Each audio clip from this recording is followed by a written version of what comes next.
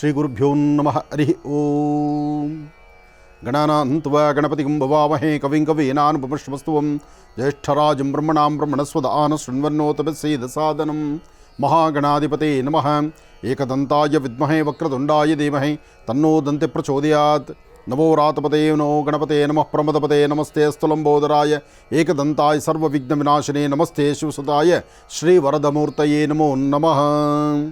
ಓಂ ಸದ್ಮಹಾಲಕ್ಷ್ಮೀ ನಮಃ. ಓಂ ಸಿದ್ಧಲಕ್ಷ್ಮೀ ನಮಃ. ಮೋಕ್ಷಲಕ್ಷ್ಮೀ ನಮಃ. ಜಯಲಕ್ಷ್ಮೀ ನಮಃ. ಸರಸ್ವತ್ಯೇ ನಮಃ. ಮಾತಾ ಚನ್ನಪೂರ್ಣಾಂಬಿಕಾಯ ನಮಃ. ಮಹಾಮೂರ್ತಯೇ ನಮಃ. ಇಷ್ಟಸಿದ್ಧಯೇ ನಮಃ. ಯೋಗಿನೇ ನಮಃ. ಗುಣಾತೀತಾಯ ನಮಃ. ನಿರಂಜನಾಯ ನಮಃ. ನಿರ್ವಿಕಲ್ಪಾಯ ನಮಃ. ಮಹಾಲಕ್ಷ್ಮೀ ನಮೋ ನಮಃ. ಭಾನುವಾರದ ವಿಶೇಷವಾಗಿರ್ತಕ್ಕಂಥ ಈ ಶುಭ ದಿನ ತಾವೆಲ್ಲರೂ ಕಾರ್ಯಕ್ರಮವನ್ನು ವೀಕ್ಷಣೆ ಮಾಡ್ತಿದ್ದೀರಿ. ಇವತ್ತು ಆದಿಪೂಜಿತನೂ ಅಗ್ರಗಣ್ಯನೂ ಆದಂತಹ ಗಣಪನ ಪ್ರಾರ್ಥನೆ. ಶ್ರಾವಣ ಮಾಸದ ಕೃಷ್ಣ ಪಕ್ಷದ ಈ ಶುಭ ದಿನ ಅಂದರೆ ಭಾನುವಾರ, ವಾರದ ವಿಶೇಷವಾಗಿರ್ತಕ್ಕಂಥ ರಜಾದಿನ. ಎಲ್ಲರಿಗೂ ರಜಾ ಸಿಕ್ಕಿದ್ರೂ ಹಬ್ಬಗಳ ಸಾಲಲ್ಲಿ ಬರ್ತಕ್ಕಂಥ ಒಂದೊಂದು ಹಬ್ಬವೂ ಅಷ್ಟೇ ವಿಶೇಷ ಅಲ್ವಾ? ಮೊನ್ನೆಯಷ್ಟೇ ವರಮಹಾಲಕ್ಷ್ಮಿ ಆಯಿತು. ವರಮಹಾಲಕ್ಷ್ಮಿ ಒಂದಷ್ಟು ಕ್ರಮಗಳಿದೆ. ವರಮಹಾಲಕ್ಷ್ಮಿ ಆದ ನಂತರ ಮಹಾವಿಷ್ಣುವಿನ ಆರಾಧನೆ ಅಂತಿದೆ. ವಿಷ್ಣುವಿನ ಆರಾಧನೆ ಮಾಡ್ತಕ್ಕಂಥದ್ದು, ಲಕ್ಷ್ಮೀನಾರಾಯಣನ ಪ್ರಾರ್ಥನೆ ಮಾಡ್ತಕ್ಕಂಥದ್ದು. ಲಕ್ಷ್ಮೀನಾರಾಯಣರ ಪ್ರಾರ್ಥನೆಯಲ್ಲಿ ತಾಯಿ ಮಹಾಲಕ್ಷ್ಮಿ ಸಂಪನ್ನಳಾಗಿ ಬೇಡಿದ ವರಗಳನ್ನು ಶೀಘ್ರವಾಗಿ ದೀಪಾಲಿಸ್ತಾಳಂತೆ. ಅದಕ್ಕಾಗಿ ತಾಯಿ ಮಹಾಲಕ್ಷ್ಮಿಯನ್ನು ಪ್ರತಿಯೊಬ್ಬರೂ ಪ್ರಾರ್ಥನೆ ಮಾಡ್ತಕ್ಕಂಥದ್ದು. ಏನೇ ಆದರೂ ಸರ್ವಮಂಗಳ ಮಾಂಗಲ್ಯೇ ಶಿವೇ ಸರ್ವಾರ್ಥ ಸಾಧಿಕೆ ಶರಣ್ಯೇ ತ್ರ್ಯಂಬಕೆ ಗೌರಿ ನಾರಾಯಣಿ ನಮೋಸ್ತುತೆ. ಭಗವತಿಯನ್ನು ಪ್ರಾರ್ಥನೆ ಮಾಡ್ತಾ ಹರಿಂಕಾರಾಸನ ಗರ್ಭಿದಾಂ ನಲಸಿಕಾಂ ಸೌಂ ಕ್ಲೀಂ ಕಳಾಂ ಬಿಭ್ರದೀಂ ಸವರ್ಣಾಂ ವರದಾರಣೀಂ ಚ ವರಸದಾಂ ದೌತಾಂ ತ್ರಿನೇತ್ರೋಜ್ವಲಾಂ ಒಂದೇ ಪುಸ್ತಕ ಭಾಸಮಂಕುಶಿಧರಾಂ ಸೃಗ್ಭೂಷಿತಾಮಜ್ವಲಾಂ ತ್ವಾಂ ಗೌರೀಂ ತ್ರಿಪುರಾಂ ಫರಾತ್ಪ್ರಕಲಾಂ ಶ್ರೀಚಕ್ರ ಸಂಚಾರಣಿ. ತಾಯಿ ಮಹಾಲಕ್ಷ್ಮಿಯನ್ನು ಪ್ರಾರ್ಥನೆ ಮಾಡಿ ಸರ್ವರಿಗೂ ಸಕಲರಿಗೂ ಸಹಿತ ಗಣಪನು ಮತ್ತು ಮಹಾಲಕ್ಷ್ಮಿ, ಒಂದು ಕಡೆ ವರಸಿದ್ಧಿ ವಿನಾಯಕ, ಮತ್ತೊಂದು ಕಡೆ ಗಣಪತಿ ಜೊತೆಗೆ ಮಹಾಲಕ್ಷ್ಮಿ, ಲಕ್ಷ್ಮೀ ಗಣಪತಿಯನ್ನು ಆರಾಧನೆ ಮಾಡ್ತಾ ಭಾನುವಾರದಂದು ಇವತ್ತು ತಾವೆಲ್ಲರೂ ಸಹಿತ ಕಾರ್ಯಕ್ರಮವನ್ನು ವೀಕ್ಷಣೆ ಮಾಡ್ತಿದ್ದೀರಿ. ಸಮಸ್ತ ವೀಕ್ಷಕ ಬಂಧುಗಳಿಗೂ ಸಹಿತ ಶ್ರಾವಣ ಮಾಸದ ಕೃಷ್ಣ ಪಕ್ಷದ ರವಿವಾಸರ ಅಂದರೆ ಭಾನುವಾಸರ ಇವತ್ತು ತಮ್ಮೆಲ್ಲರ ಮನೋಕಾಮನೆಗಳು ಸಿದ್ಧಿಯಾಗುವಂಥದ್ದಿರಲಿ. ಹಾಗೆ ತಾಯಿ ಮಹಾಲಕ್ಷ್ಮಿಯ ವಿಶೇಷವಾಗಿರ್ತಕ್ಕಂಥ ಜನನ ಅಂದರೆ ತಾಯಿ ಮಹಾಲಕ್ಷ್ಮಿ ಉಗಮ ಆಗಿದ್ದು ಹೇಗೆ? ಆಕೆ ಸಮುದ್ರರಾಜನ ಮಗಳು ಅಂತ ಹೇಳ್ತಾರೆ. ಸಮುದ್ರರಾಜನ ಮಗಳಾಗಿರ್ತಕ್ಕಂಥ ತಾಯಿ ಮಹಾಲಕ್ಷ್ಮಿ ಒಂದು ಕಡೆ, ಮತ್ತೊಂದು ಕಡೆ ಬೇಡಿದ ವರಗಳನ್ನು ಶೀಘ್ರವಾಗಿ ದೀಪಾಲಿಸ್ತಕ್ಕಂಥವಳು ತಾಯಿ ಮಹಾಲಕ್ಷ್ಮಿ, ಅದು ಮತ್ತೊಂದು ಕಡೆ. ಹಾಗೆ ವಿಷ್ಣುವಿನ ಹೃದಯವನ್ನು ಸದಾಕಾಲ ಆಳ್ತಕ್ಕಂಥವಳು, ಹೃದಯ ಸಿಂಹಾಸನದಲ್ಲಿ ಕೂತಿರ್ತಕ್ಕಂಥವಳು, ಹಸನ್ಮುಖಿಯಾಗಿ ನಗನಗ್ತಾ ಪ್ರತಿಯೊಬ್ಬರ ಜೀವನಕ್ಕೂ ಹೆಚ್ಚಿನ ಬೆಳಕನ್ನು ಕೊಡ್ತಕ್ಕಂಥವಳು ತಾಯಿ ಮಹಾಲಕ್ಷ್ಮಿ. ವಿದ್ಯಾಲಕ್ಷ್ಮಿಯಾಗೂ, ಜ್ಞಾನಲಕ್ಷ್ಮಿಯಾಗೂ, ಸಂತಾನಲಕ್ಷ್ಮಿಯಾಗೂ ಅಭಯವನ್ನು ಕೊಡ್ತಕ್ಕಂತಹ ಅಭಯದ ಲಕ್ಷ್ಮಿ. ವಿಶೇಷವಾಗಿ ವಿಜಯದ ಒಂದು ಸಂಕೇತವಾಗಿರ್ತಕ್ಕಂಥ ವಿಜಯಲಕ್ಷ್ಮಿ ಎಂದರೂ ಅದು ತಪ್ಪಾಗುವುದಿಲ್ಲ. ಹಾಗಾಗಿ ಭಗವತಿಯನ್ನು ಪ್ರಾರ್ಥನೆ ಮಾಡುವಂಥ ಈ ಶುಭಗಳಿಗೆ ರವಿವಾಸರ ಭಾನುವಾಸರದ ಈ ಶುಭ ದಿನದಂದು ಯಾರೆಲ್ಲ ಈ ಕಾರ್ಯಕ್ರಮವನ್ನು ವೀಕ್ಷಣೆ ಮಾಡ್ತಿದ್ದೀರಲ್ಲ, ತಮ್ಮೆಲ್ಲರ ಮನೋಕಾಮನೆಗಳು ಬೇಗ ಸಿದ್ಧಿಯಾಗಲಿ. ಜೊತೆಗೆ ಇವತ್ತಿನ ತಿಥಿವಾರ ನಕ್ಷತ್ರ ಯೋಗ ಪ್ರಕಾರ ನಿಮ್ಮಗಳ ಬದುಕಲ್ಲಿ ಒಂದು ವಿಶೇಷತೆ ಬೇಕು. ಹಾಗೆ ಸಂಸ್ಕೃತಿ ಸಂಪ್ರದಾಯಬದ್ಧವಾದಂತಹ ಅನುಷ್ಠಾನಗಳನ್ನು ಶ್ರಾವಣ ಅಂತ ಬಂದರೆ ಹಬ್ಬಗಳ ಸಾಲು ಸಾಕಷ್ಟು ಶುರುವಾಗುತ್ತೆ. ನಾಗರ ಪಂಚಮಿಯಿಂದ ಪ್ರಾರಂಭವಾದರೆ ಭೀಮನವಾವಸ್ಯೆ, ನಾಗರ ಪಂಚಮಿ, ವರಮಹಾಲಕ್ಷ್ಮಿ, ಮಂಗಳಗೌರಿ, ಜೊತೆಗೆ ಭಾನುವಾರ ಬಂದರೆ ಸೂರ್ಯನಾರಾಯಣನ ವಿಶೇಷವಾಗಿರ್ತಕ್ಕಂಥ ಆರಾಧನೆ, ಲಕ್ಷ್ಮೀನಾರಾಯಣರ ಪ್ರಾರ್ಥನೆ, ಇದೆಲ್ಲವೂ ಸಹಿತ ಇವತ್ತು ಬಹಳ ವಿಶೇಷ ಅಂತಲೇ ಹೇಳ್ಬೋದು. ಮೊನ್ನೆಯಷ್ಟೇ ವರಮಹಾಲಕ್ಷ್ಮಿ ಆಯಿತು. ವರಮಹಾಲಕ್ಷ್ಮಿ ಕಾಲದಲ್ಲೂ ಸಹಿತ ಒಂದಷ್ಟು ಕಥಾಶ್ರವಣಗಳಿದೆ. ಹಾಗೆ ಲಕ್ಷ್ಮಿ ಸಮುದ್ರರಾಜನ ಮಗಳಾಗಿ ಸಮುದ್ರದಿಂದ ಬರಬೇಕಾದ್ರೆ, ಲಕ್ಷ್ಮಿ ತಾನು ಬರಬೇಕಾದ್ರೆ ಏನೆಲ್ಲ ತಗೊಂಡು ಬಂದಳು, ಯಾವೆಲ್ಲ ವಿಶೇಷತೆಗಳಿದೆ, ಇದೆಲ್ಲವನ್ನು ಸಹಿತ ಹಾಗೆ ಸವಿಸ್ತಾರವಾಗಿ ಒಂದಷ್ಟು ವಿಚಾರಗಳನ್ನು ಮೆಲುಕು ಹಾಕುವಂಥದ್ದು, ತಿಳ್ಕೊಳ್ಳುವಂತಹದ್ದು. ಏನೇ ಆದರೂ ಸಂಸ್ಕಾರದ ಪಾಠ, ವೇದ ಮಂತ್ರಗಳು, ನಾದಸ್ವರ, ಕೀರ್ತನೆಗಳು, ಜೊತೆಗೆ ವಿಶೇಷವಾಗಿರ್ತಕ್ಕಂತಹ ದಾಸರ ಪದಗಳು, ಇದೆಲ್ಲವೂ ಕೇಳಬೇಕು, ಆನಂದಿಸಬೇಕು. ಹಾಗೆ ಮನೆಗಳಲ್ಲಿ ಪ್ರತಿಯೊಬ್ಬ ತಾಯಂದರು ಸಹಿತ ದೇವರ ನೈವೇದ್ಯಕ್ಕಾಗಿ ಒಂದಷ್ಟು ಗೋಕ್ಷೀರದಿಂದ ಪ್ರಾರಂಭ ಆಗಬೇಕು. ಅಂದರೆ ಹಸುವಿನ ಹಾಲು ಜೊತೆಗೆ ಮಾಡುವಂತಹ ಖಾದ್ಯಗಳು, ಏನೆಲ್ಲ ಪದಾರ್ಥಗಳಿದೆಯಲ್ಲ ಅದೆಲ್ಲವೂ ಭಗವಂತನಿಗೆ ಭಗವತಿಗೆ ತೋರಿಸಿ ಆ ತಾಯಿಗೆ ನೈವೇದ್ಯ ಆದ ನಂತರ ಅದನ್ನು ಪ್ರಸಾದ ರೂಪದಲ್ಲಿ ಸ್ವೀಕರಿಸ್ತಕ್ಕಂಥದ್ದು. ಹೀಗೆ ಅತ್ಯದ್ಭುತವಾದಂತಹ ವಿಶೇಷತೆಗಳನ್ನು ನಾವು ತಿಳ್ಕೊಳ್ಬೋದು. ಆದರೂ ಗಣಪತಿಯನ್ನು ಪ್ರಾರ್ಥನೆ ಮಾಡೋಣ. ಗಣಪತಿಯನ್ನು ಪ್ರಾರ್ಥನೆ ಮಾಡ್ತಾ ಆದಿಪೂಜಿತನೂ ಅಗ್ರಗಣ್ಯನೂ ಆದಂತಹ ಗಣಪನ ಅನುಗ್ರಹದೊಂದಿಗೆ ಇವತ್ತಿನ ಕಾರ್ಯಕ್ರಮವನ್ನು ನಾವು ಶುರು ಮಾಡೋಣ. ಅದಕ್ಕಾಗಿ ನಾದಸ್ವರದ ವಿದ್ವಾನ್ ಆಗಿರ್ತಕ್ಕಂಥ ಶ್ಯಾಮ್ ಮತ್ತು ತಮ್ಮ ಹೆಸರು ವೆಂಕಟಕೃಷ್ಣ ನಿಮ್ಮ ಹೆಸರು? ಭರತ್. ಭರತ್ ಆಗಲಿ, ಶ್ಯಾಮ್ ಆಗಲಿ, ವೆಂಕಟಕೃಷ್ಣರವರಾಗಲಿ ನಾದಸ್ವರ ವಿದ್ವಾಂಸರಿವರು. ಇವರಲ್ಲಿರ್ತಕ್ಕಂಥ ವಿದ್ಯೆ ಜ್ಞಾನ ಅಪಾರವಾದಂಥದ್ದು. ಗಣಪತಿಯಿಂದ ಮೊದಲುಕೊಂಡು ದೇವಿಯವರೆಗೂ ವಿಶೇಷವಾಗಿರ್ತಕ್ಕಂಥ ನಾದಸ್ವರದ ಕೀರ್ತನೆಗಳನ್ನು ನುಡಿಸುವಂತಹದರಲ್ಲಿ ಬಹಳಷ್ಟು ನಿಪುಣರಿದ್ದಾರೆ. ಆದ್ದರಿಂದ ಗಣಪನ ಈ ಒಂದು ವಿಶೇಷವಾಗಿರ್ತಕ್ಕಂಥ ಆರಾಧನೆ ಮೊದಲು ಆದಿಪೂಜಿತನೂ ಅಗ್ರಗಣ್ಯನೋ ಅನುಷ್ಠಾನವನ್ನು ಅಂದರೆ ಗಣಪನ ಕೀರ್ತನೆಯಿಂದಲೇ ಇವತ್ತು ಪ್ರಾರಂಭ ಮಾಡೋಣ. ಓಂ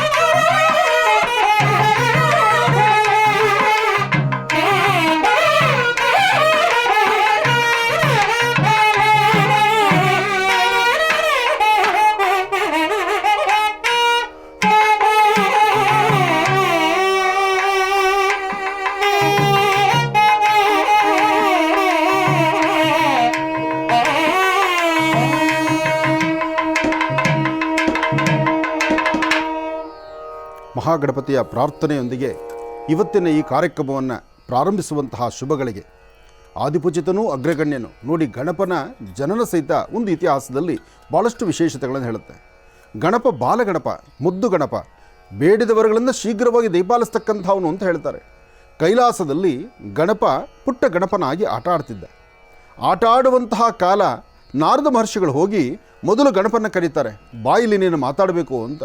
ಆಗ ತಾಯಿ ಪಾರ್ವತಿ ದೂರದಲ್ಲಿ ಕೂತು ಹೇಳ್ತಾಳೆ, ನನ್ನ ಮಗ ಪುಟ್ಟ ಮಗು, ಚಿಕ್ಕ ಮಗು, ಆಟ ಆಡುವಂಥ ಮಗು, ಆ ಮಗು ನೀನೆಲ್ಲಿ ಕರೀತಿದ್ಯಾ ಅಂತ. ಆದರೂ ಸ್ವಲ್ಪ ದೂರ ಪರಿಕ್ರಮಿಸಿ ಪುನಃ ಓಡಿ ಬರ್ತಾನೆ. ಓಡಿ ಬಂದು ನಾರದ ಕೈಯಲ್ಲಿ ವಿಶೇಷವಾಗಿರ್ತಕ್ಕಂಥ ಪಂಚಕಜ್ಜಾಯವನ್ನು ಹಿಡಿದು ಪುನಃ ಗಣಪತಿನ ಕರೀತಾನೆ. ಪಂಚಕಜ್ಜಾಯವನ್ನು ಕಂಡ ತಕ್ಷಣ ಗಣಪ ಓಡೋಡಿ ಬರ್ತಾನೆ ನಾರದನ ಬಳಿ. ನಾರದನ ಬಳಿ ಬಂದು ನಿನ್ನ ಜನ್ಮ ಇರ್ತಕ್ಕಂಥ ಅಸುರರ ಸಂಹಾರಕ್ಕಾಗಿ ಅಂತ ನಾರದ ಗಣಪನಿಗೆ ಎಚ್ಚರಿಸ್ತಾನೆ. ಗಣಪನಿಗೆ ಎಚ್ಚರಿಸಿದ ನಂತರ ನಿನಗೆ ಸಾಕಷ್ಟು ಪಂಚಕಜ್ಜಾಯವನ್ನು ಕೊಡ್ತೀನಿ, ನೀನು ಅಸುರರ ಸಂಹಾರ ಮಾಡಬೇಕು, ರಾಕ್ಷಸನ ಸಂಹಾರ ಮಾಡಬೇಕು ಅಂಥೇಳಿ ಧರೆಗೆ ಕರ್ಕೊಂಡು ಬಂದಂತೆ ಅಂದು ನಾರದ. ಹಾಗಾಗಿ ಗಣಪ ಅಂದರೆ ಅಷ್ಟು ವಿಶೇಷ. ಯಾರೊಬ್ಬರಿಗಿಷ್ಟ ಇಲ್ಲ ಹೇಳಿ ಗಣಪ. ಇನ್ನೇನು ಅಗೋಯಿಗೋ ಅಂದರೆ ಬರ್ತಿದೆ ಭಾದ್ರಪದ ಮಾಸದ ಗಣಪ. ಆ ಭಾದ್ರಪದ ಮಾಸದ ಗಣಪ ಸಣ್ಣ ಮಕ್ಕಳಿಂದ ಹಿಡಿದು ವಯಸ್ಸಾಗಿರ್ತಕ್ಕಂಥ ವೃದ್ಧರವರೆಗೂ ಎಲ್ಲ ಭಾಗಗಳಲ್ಲೂ ಸಹಿತ ಗಣಪತಿಯನ್ನಿಟ್ಟು ಆರಾಧನೆ ಮಾಡುವಂಥ ಕಾಯಕಲ್ಪ ನಮ್ಮ ರಾಜ್ಯದಲ್ಲೆಲ್ಲ ದೇಶ ವಿದೇಶಗಳಲ್ಲೂ ಇದೆ. ಅಂದರೆ ಈ ಭರತಖಂಡದಲ್ಲಿ ಭಾದ್ರಪದ ಮಾಸದಲ್ಲಿ ಬರ್ತಕ್ಕಂಥ ಗಣಪನ ಹಬ್ಬ ಅಷ್ಟು ವೈಭವೀಪೂರಿತವಾಗಿ ನಡೀತಕ್ಕಂಥದ್ದು. ಅದಕ್ಕಾಗಿ ಮೊದಲು ಈ ಭೂಮಂಡಲಕ್ಕೆ ಕರತಂದದ್ದು ನಾರದ ಮಹರ್ಷಿಗಳು ಅಂತಲೇ ಹೇಳ್ತಾರೆ. ನಾರದ ಮಹರ್ಷಿಗಳು ಅಂದು ಪುಟ್ಟ ಗಣಪ, ಇನ್ನೂ ಗಣಪನಿಗೆ ಉಪನಯನವೂ ಇಲ್ಲ, ಆಡುವಂಥ ಗಣಪನ ಕರೆದು ಆತನಿಗೆ ಪಂಚಕಜ್ಜಾಯವನ್ನು ಕೊಟ್ಟು ವಿಶೇಷವಾಗಿರ್ತಕ್ಕಂಥ ಆ ರಾಕ್ಷಸನ ಸಂಹಾರ ಮಾಡಿಸಿ ಅಂದರೆ ಹಾಗೇನೆ ನಿಲ್ಲಿಸಿರತಕ್ಕಂಥದ್ದು ಬರ್ತಕ್ಕಂತಹ ಯಾರೊಬ್ಬ ಭಕ್ತರು ಪಂಚಕಜ್ಜಾಯವನ್ನು ಕೊಟ್ಟರೆ ಅವರ ಮನೋಕಾಮನೆಗಳ ಸಿದ್ಧಿಗೆ ಹರಿಸಿ ಆಶೀರ್ವದಿಸುವಂಥದ್ದನ್ನು ಇಂದಿಗೂ ಇಡಗುಂಜಿಯಲ್ಲಿ ನಾವು ನೋಡ್ತೀವಿ. ಇಡಗುಂಜಿ ಗಣಪ ಯಾರೊಬ್ಬರು ಪಂಚಕಜ್ಜಾಯವನ್ನು ಕೊಟ್ಟು ಸ್ವಾಮಿಯ ಸಾನ್ನಿಧ್ಯದಲ್ಲಿ ಒಂದು ಸಾಷ್ಟಾಂಗ ನಮಸ್ಕಾರ ಮಾಡ್ತಾರೋ ತನ್ನ ಎರಡೂ ಹಸ್ತಗಳಿಂದ ಯಾಕೆಂದರೆ ಅಲ್ಲಿ ಇನ್ನೂ ಉಪನಯನ ಆಗಿಲ್ಲ, ಮೈ ಮೇಲೆ ಯಜ್ಞೋಪವಿತ ಇಲ್ಲ. ಜೊತೆಗಿರ್ತಕ್ಕಂಥದ್ದು 2 ಹಸ್ತಗಳು. ಆ 2 ಹಸ್ತಗಳಿಂದ ಹರಸಿ ಆಶೀರ್ವದಿಸುವಂಥ ಕಾಯಕಲ್ಪ ಇಡಿಗುಂಜಿ ಗಣಪತಿ ಅಂತ ಹೇಳ್ತಾರೆ. ಹಾಗಾಗಿ ಗಣಪನ ಪ್ರಾರ್ಥನೆ ಮಾಡಿದ್ದೇವೆ. ಮಹರ್ಷಿವಾಣಿ ಕಾರ್ಯಕ್ರಮದಲ್ಲಿ ಇವತ್ತು ನಡೀತಿರ್ತಕ್ಕಂಥ ಈ ಅದ್ಭುತವಾದಂಥ ಕಾರ್ಯಕ್ರಮ, ಈ ಕಾರ್ಯಕ್ರಮದಲ್ಲಿ ಗಣಪನ ಕೃಪಾಶೀರ್ವಾದದೊಂದಿಗೆ ನಡೀತಿರ್ತಕ್ಕಂಥ ಆದಿಪೂಜಿತನೂ ಅಗ್ರಗಣ್ಯನೂ ಗಣಪನ ಅನುಷ್ಠಾನ ಜೊತೆಗೆ ಇವತ್ತು ನಮ್ಮ ಈ ಕಾರ್ಯಕ್ರಮಕ್ಕೆ ಬಂದಿರತಕ್ಕಂಥ ಹೆಣ್ಣು ಮಕ್ಕಳು ಮತ್ತು ಇದರ ಬಗ್ಗೆ ಮಾತಾಡೋದಕ್ಕಾಗಿ ಜೊತೆಗೆ ತಾಯಿ ಮಹಾಲಕ್ಷ್ಮಿಯ ವಿಶೇಷವಾಗಿರ್ತಕ್ಕಂಥ ಒಂದಷ್ಟು ಚರಿತ್ರೆಯನ್ನು ಹೇಳಲಿಕ್ಕಾಗಿ ತನುಶ್ರೀ ಮನುಗುಂಡರವರವರು ಅವರು ಬಂದಿದ್ದಾರೆ. ಎಲ್ಲರಿಂದಲೂ ತಿಳ್ಕೊಳ್ಳುವಂಥ ವಿಚಾರಗಳು ಸಾಕಷ್ಟು ಇದೆ. ವಿಚಾರವನ್ನು ತಿಳ್ಕೊಳ್ಳೋಣ, ಜೊತೆಗೆ ಅನುಷ್ಠಾನವನ್ನು ಎಲ್ಲರೂ ಸೇರಿ ಶ್ರದ್ಧೆಯಿಂದ ಆಚರಿಸೋಣ. ಜೊತೆಗೆ ಇವತ್ತಿನ ಈ ಒಂದು ವಿಶೇಷವಾದ ಕಾರ್ಯಕ್ರಮದಲ್ಲಿ, ಭಾನುವಾರದ ಮಹರ್ಷಿವಾಣಿ ಕಾರ್ಯಕ್ರಮದಲ್ಲಿ ನಾದಸ್ವರ ವಿದ್ವಾಂಸರು ಸಹಿತ ಇವತ್ತು ಬಂದು ನಮ್ಮೊಂದಿಗೆ ಆಯಾ ಕಾಲಕ್ಕೆ ಸಂಬಂಧಪಡ್ತಕ್ಕಂಥ ಒಂದಷ್ಟು ಕೀರ್ತನೆಗಳನ್ನು, ನಾದಸ್ವರವನ್ನು ನುಡಿಸಬೇಕು ಎಂಬತಕ್ಕಂಥ ಹಂಬಲ ಅವ್ರದ್ದು ಸಹಿತ. ಯಾಕೆಂದರೆ ಈ ನಿಮ್ಮ ಮಹರ್ಷಿ ಆನಂದ್ ಗುರೂಜಿಯವರು ಎಲ್ಲೇ ಹೊರಟರು ಒಂದಷ್ಟು ಜನ ವಿದ್ವಾಂಸರು, ವೇದ ಪಂಡಿತರು, ಜೊತೆಗೆ ನನಗೆ ಬೇಕಾಗಿರ್ತಕ್ಕಂಥ ನನ್ನ ತಮ್ಮಂದರು ಅಲ್ಲಿಂದಲೇ ಒಬ್ಬರಲ್ಲ ಒಂದೊಂದು ಕಾರ್ಯಕ್ರಮಗಳಲ್ಲಿ ನಡೆಸಿ ಕಾರ್ಯಕ್ರಮ ನೋಡುವಂತಹ ನೋಡುಗರಿಗೆ ಒಂದು ವಿಶೇಷವಾಗಿರ್ತಕ್ಕಂಥ ರೀತಿಯಲ್ಲಿ ಅದನ್ನು ಆಕರ್ಷಿತರ ಮಾಡುತ್ತಾರೆ. ಅಂತಹ ಆಕರ್ಷಣೆ ಜೊತೆಗೆ ತಾಯಿ ಮಹಾಲಕ್ಷ್ಮಿ, ಲಕ್ಷ್ಮಿಯೊಂದಿಗೆ ಗಣಪನ ಅನುಷ್ಠಾನ, ಜೊತೆಗೆ ಇದರೊಂದಿಗೆ ಕೀರ್ತನೆಗಳು, ನಾದಸ್ವರದೊಂದಿಗೆ ಎಲ್ಲವನ್ನೂ ನೋಡುವಂತಹ ಸೌಭಾಗ್ಯ ಈ ಭಾನುವಾರದಂದು. ಕಾರ್ಯಕ್ರಮಕ್ಕೆ ಮತ್ತೊಮ್ಮೆ ಸ್ವಾಗತವನ್ನು ಕೋರ್ತಾ, ಮಹರ್ಷಿವಾಣಿ ಕಾರ್ಯಕ್ರಮದಲ್ಲಿ ಒಂದೊಂದು ವಿಶೇಷತೆ ಇದೆ. ಆ ವಿಶೇಷತೆ ಇರತಕ್ಕಂಥ ಈ ಒಂದು ಶ್ರಾವಣ ಮಾಸದ ಕೃಷ್ಣ ಪಕ್ಷದ ಈ ಭಾನುವಾರ ತಾಯಿ ಮಹಾಲಕ್ಷ್ಮಿ ಉಗಮ ಹೇಗೆ, ವರಮಹಾಲಕ್ಷ್ಮಿ ವ್ರತಾನುಷ್ಠಾನ ಏನು, ವ್ರತ ಬಂದದ್ದು ಕಥೆ ಎಲ್ಲರಿಗೂ ಗೊತ್ತಿದೆ. ಆದರೂ ತಾಯಿ ಮಹಾಲಕ್ಷ್ಮಿ ಸಮುದ್ರರಾಜನ ಮಗಳು ಅಂತಾರೆ. ಸಮುದ್ರರಾಜನ ಮಗಳು ತಾಯಿ ಮಹಾಲಕ್ಷ್ಮಿ ಸಮುದ್ರದಲ್ಲೇ ಉಗಮಿಸಿದ್ರು, ಉದ್ಭವ ಆದರೂ ಆಕೆ ಬರಬೇಕಾದ್ರೆ ಬರಿಗೈಲಿ ಬರಲಿಲ್ಲ, ಹಾಗೆ ಒಬ್ಬಳೇ ಬರಲಿಲ್ಲ. ಏನೆಲ್ಲ ತಂದ್ಲು, ಏನೆಲ್ಲ ವ್ಯವಸ್ಥೆಗಳಿದೆ, ಇದರ ಬಗ್ಗೆ ತನುಶ್ರೀಯವರಿಂದ ಒಂದು ಚಿಕ್ಕದಾದಂಥ ಪುಟ್ಟದಾದಂಥ ಒಂದು ಕಥಾಶ್ರವಣ ಇದೆ. ಬನ್ನಿ ಆಲಿಸೋಣ. ಹೇಳು ಮಗು. ನಮಸ್ತೆಸ್ತು ಮಹಾಮಾಯೆ ಶ್ರೀಪೀಠೆ ಸುರಪೂಜಿತೆ ಶಂಖಚಕ್ರ ಗದಾ ಹಸ್ತೆ ಮಹಾಲಕ್ಷ್ಮಿ ನಮೋಸ್ತುತೆ. ತಾಯಿ ಮಹಾಲಕ್ಷ್ಮಿ ಜನನ ಹೇಗಾಯಿತು ಅಂತ ತಿಳ್ಕೊಂಡ್ವಿ. ಆದರೆ ಮಹಾಲಕ್ಷ್ಮಿ ಜನಿಸಿದ ನಂತರ ಮಹಾವಿಷ್ಣುಗಾಗಿ ಹಾತೊರಿತಾ ಇರ್ತಾಳೆ. ಮಹಾವಿಷ್ಣುನ ದೂರದಲ್ಲಿ ಎಲ್ಲ ಕಂಡ್ರೂ ಮಹಾವಿಷ್ಣು ಕಾಣಲ್ಲ, ಅವನಿಗಾಗಿ ಹಂಬಲಿಸ್ತಾ ಇರ್ತಾಳೆ. ಮಹಾಲಕ್ಷ್ಮಿ ವಿಷ್ಣುವಿನ ವಕ್ಷಸ್ಥಳಕ್ಕೆ ಸೇರಿ ಆಯಿತು. ವಿಷ್ಣುವಿನ ಎದೆಯಲ್ಲಿ ರಾರಾಜಿಸ್ತಾ ಇರ್ತಾಳೆ. ಆದರೂ ಒಂದು ಕ್ಷಣ ವಿಷ್ಣುವಿನ ಮೇಲೆ ಕೋಪ ಮಾಡಿಕೊಂಡು ಮಹಾಲಕ್ಷ್ಮಿ ಭೂಮಂಡಲಕ್ಕೆ ಬರ್ತಾಳೆ. ಆದರೆ ಮಹಾಲಕ್ಷ್ಮಿ ಬರ್ತಾಳೆ, ಒಂದು ಪುಟ್ಟ ಕಥೆ ಇದೆ. ಒಬ್ಬ ವ್ಯಾಪಾರಿ ಇರ್ತಾನೆ. ಆ ವ್ಯಾಪಾರದಲ್ಲಿ ಸಾಕಷ್ಟು ನಷ್ಟಗಳನ್ನ ಅನುಭವಿಸ್ತಾನೆ ಇರ್ತಾನೆ. ಅವನು ಏನು ಮಾಡಿದ್ರೂ ಹಣ ಕೂಡ ಸಂಪಾದನೆ ಮಾಡಲಿಕ್ಕಾಗಲ್ಲ. ಅಂತಹ ಒಂದು ದಿನ ಅವನು ಆತ್ಮತ್ಯಾಗ ಮಾಡಬೇಕು ಅಂತ ನದಿ ಕಡೆ ಹೊರಟಿರ್ತಾನೆ. ಆಗ ಒಬ್ಬರು ಸಾಧುಗಳು ಅವನ ಹತ್ರ ಬರ್ತಾನೆ. ಯಾಕಪ್ಪ ಈ ಆತ್ಮತ್ಯಾಗ ಯಾಕೆ ಮಾಡ್ಕೊಳ್ತಿದ್ಯಾ ಅಂತ ಕೇಳಿದಾಗ, ನನ್ನಲ್ಲಿ ಹಣ ಇಲ್ಲ, ನನ್ನ ಸಂಸಾರ ನೀಗಲಿಕ್ಕೆ ನನಗೆ ಯಾವ ದಾರಿಯೂ ಕಾಣ್ತಾ ಇಲ್ಲ, ಅದಕ್ಕಾಗಿ ನಾನು ಆತ್ಮತ್ಯಾಗ ಮಾಡ್ತೀನಿ ಅಂತಾನೆ. ಆಗ ಸಾಧು ಹೇಳ್ತಾನೆ, ತಾಯಿ ಸಾಕ್ಷಾತ್ ಮಹಾಲಕ್ಷ್ಮಿನ ನಾನು ಧರೆಗಿಳಿಸ್ತೀನಿ, ಆ ತಾಯಿ ಹತ್ರ ನೀನು ಏನಾದರೂ ಕೇಳು, ನಿನಗೆ ಅವಳು ಕರುಣಿಸ್ತಾಳೆ ಅಂತಾನೆ. ಆಗ ಸರಿ ಅಂತ ಅವನಿಗೆ ಸಾಕಷ್ಟು ಜನ ಸಾಕಷ್ಟು ರೀತಿಯಲ್ಲಿ ಹೇಳಿರ್ತಾರೆ. ಬಟ್ ಅವನಿಗೆ ಯಾವುದು ಒಲ್ದಿರಲ್ಲ. ಎಲ್ಲರೂ ಮಾರ್ಗದರ್ಶಕರಾಗಿ ಕಾಣ್ತಿರ್ತಾರೆ, ಬಟ್ ಯಾರು ಮಾರ್ಗದರ್ಶನವನ್ನು ಕೊಡೋ ಸಂದರ್ಭದಲ್ಲಿ ಅವರು ಇರಲ್ಲ. ಆದರೆ ಅದೇ ಒಂದು ಮನಸ್ಸಲ್ಲಿ ಇಟ್ಕೊಂಡು ಸಾಧುಗಳನ್ನೂ ಕೂಡ ಪರೀಕ್ಷೆ ಮಾಡೋಣ ಅಂತ ಸಾಧುಗಳ ಜೊತೆ ಅವನು ಆಶ್ರಮಕ್ಕೆ ಹೋಗ್ತಾನೆ.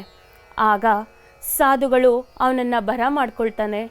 ಆಗ ಹೇಳ್ತಾರೆ, ನೋಡಪ್ಪ, ನಾನು ಈಗ ಸಾಕ್ಷಾತ್ ಮಹಾಲಕ್ಷ್ಮಿನ ಧರೆಗಿಳಿಸ್ತೀನಿ, ನೀನು ಭಕ್ತಿಪೂರ್ವಕವಾಗಿ ತಾಯಿ ಮಹಾಲಕ್ಷ್ಮಿನ ನಿನಗೇನು ಬೇಕು ಕೇಳಪ್ಪ ಅಂತ ಹೇಳ್ತಾರಂತೆ ಸಾಧುಗಳು. ಆಗ ವ್ಯಾಪಾರಿ ಅವನಿಗೆ ಹೇಗಿದ್ರೂ ಹಶ್ವಿರುತ್ತೆ, ಆ ಹಶ್ವಿಗೆ ಹೊಟ್ಟೆ ತುಂಬಬೇಕಲ್ಲ, ಸರಿ ನೀವು ಏನು ಹೇಳಿದ್ರು ನಾನು ಮಾಡ್ತೀನಿ ಅಂತ ಸಾಧುಗಳಿಗೆ ಹೇಳ್ತಾರಂತೆ. ಆಗ ವ್ಯಾಪಾರಿ ಭಕ್ತಿಯಿಂದ ನಮಸ್ಕರಿಸ್ತಾರೆ. ಮಹಾಲಕ್ಷ್ಮಿನ ಸಾಧುಗಳು ಮಂತ್ರೋಪಠನೆ ಮಾಡಿ ಮಹಾಲಕ್ಷ್ಮಿನ ಧರೆಗಿಳಿಸ್ತಾರಂತೆ. ಆಗ ವ್ಯಾಪಾರಿ ಮಹಾಲಕ್ಷ್ಮಿನ ಕಾಣ್ತಾನೆ. ಆದರೆ ತಾಯಿಯ ಮುಖಚಹರೆಯನ್ನು ನೋಡಲ್ಲ, ತಾಯಿ ಬಂದಂಥ ರೀತಿಯನ್ನು ನೋಡಲ್ಲ. ಅವಳ ಪಾದ ಕಮಲಗಳನ್ನ ನೋಡ್ತಾನಂತೆ. ಆ ಪಾದ ಕಮಲಗಳು ನೋಡಿದಾಗ ವ್ಯಾಪಾರಿ ಕೇಳ್ತಾನಂತೆ, ಅಮ್ಮ ನಿನ್ನ ಪಾದ ಯಾಕೆ ಇಷ್ಟು ಕೊಳಕಾಗಿದೆ ಅಂತ ಕೇಳ್ತಾನಂತೆ. ಆಗ ತಾಯಿ, ಏನು ಮಾಡ್ಲಪ್ಪ, ಎಲ್ಲ ಭಕ್ತರು ನನಗೆ ಸಿರಿ ಸಂಪತ್ತನ್ನು ಕೊಡು, ಅಷ್ಟೈಶ್ವರ್ಯವನ್ನು ಕೊಡು, ಹಣ ಕೊಡು, ಈ ರೀತಿ ಬೇಕಾದಷ್ಟು ಬೇಡಿಕೆಗಳನ್ನ ಇಡ್ತಿದ್ದಾರೆ. ಆದರೆ ನಾನು ಹೇಗಿದ್ದೀನಿ, ನಿನ್ನ ಸೌಮ್ಯವೇ, ಸುರಕ್ಷತೆಯೇ, ನೀ ಹೇಗಿದ್ದೀಯ ಅಮ್ಮ ಅಂತ ಯಾರೂ ನನ್ನ ಕೇಳಲ್ಲಪ್ಪ ಅಂತ ಆ ವ್ಯಾಪಾರಿಗೆ ಹೇಳಿ ಅದೃಶ್ಯಳಾಗೋಗ್ತಾಳೆ. ಆಗ ವ್ಯಾಪಾರಿ, ಸಾಧುಗಳೇನೋ ಹೇಳಿರ್ತಾರೆ, ವರಮಹಾಲಕ್ಷ್ಮಿನ ನಾನು ಧರೆಗಿಳಿಸ್ತೀನಿ, ಒಂದು ಕ್ಷಣ ನಿನಗೇನು ಬೇಕು ಕೇಳು ಅಂತ. ಆದರೆ ಆ ಕ್ಷಣ ಆ ಕೊಳಕು ಪಾದಗಳ ಬಗ್ಗೆ ಅವನು ಕೇಳ್ತಾನೆ. ಅವನಿಗೆ ಏನೂ ದಯಪಾಲಿಸದೆ ಮಹಾಲಕ್ಷ್ಮಿ ಹೊರಟು ಹೋಗ್ತಾಳೆ. ಆಗ ತಿರ್ಗ ಅಳವು ತೋಡ್ಕೊಳ್ತಾನೆ ಸಾಧುಗಳ ಹತ್ರ. ಸಾಧುಗಳೇ, ನೀವು ಹೇಳಿದ್ರಿ ವರಮಹಾಲಕ್ಷ್ಮಿನ ತರಿಸ್ತೀನಪ್ಪ ಧರೆಗೆ, ನೀವು ಏನಾದರೂ ಕೇಳು ಅಂದಾಗ ನಾನು ಕೊಳಕು ಪಾದಗಳ ಬಗ್ಗೆ ಕೇಳಿದೆ. ಇನ್ನೊಮ್ಮೆ ಮಹಾಲಕ್ಷ್ಮಿನ ಕರೆಸಿ ನನಗೆ ಹಣ ಬೇಕು ಅಂತ ಕೇಳ್ತೀನಿ, ನನ್ನ ಸಂಸಾರದ ಹಶ್ವನ್ನ ನೀಗ್ಸು ತಾಯಿ ಅಂತ ಕೇಳ್ತೀನಿ ಅಂತಾರೆ. ಆಗ ತಾಯಿ ಸರಿ ಆಯಿತು ಅಂತ ಸಾಧುಗಳು ಮಹಾಲಕ್ಷ್ಮಿನ ಮತ್ತೊಮ್ಮೆ ಧರೆಗೆ ಕರೆಸ್ತಾರಂತೆ. ಆಗ ಅವನು ಕೊಳಕು ಪಾದಗಳನ್ನ ಬಿಡ್ತಾನೆ, ತಾಯಿಯ ಕೂದಲನ್ನು ನೋಡ್ತಾನಂತೆ.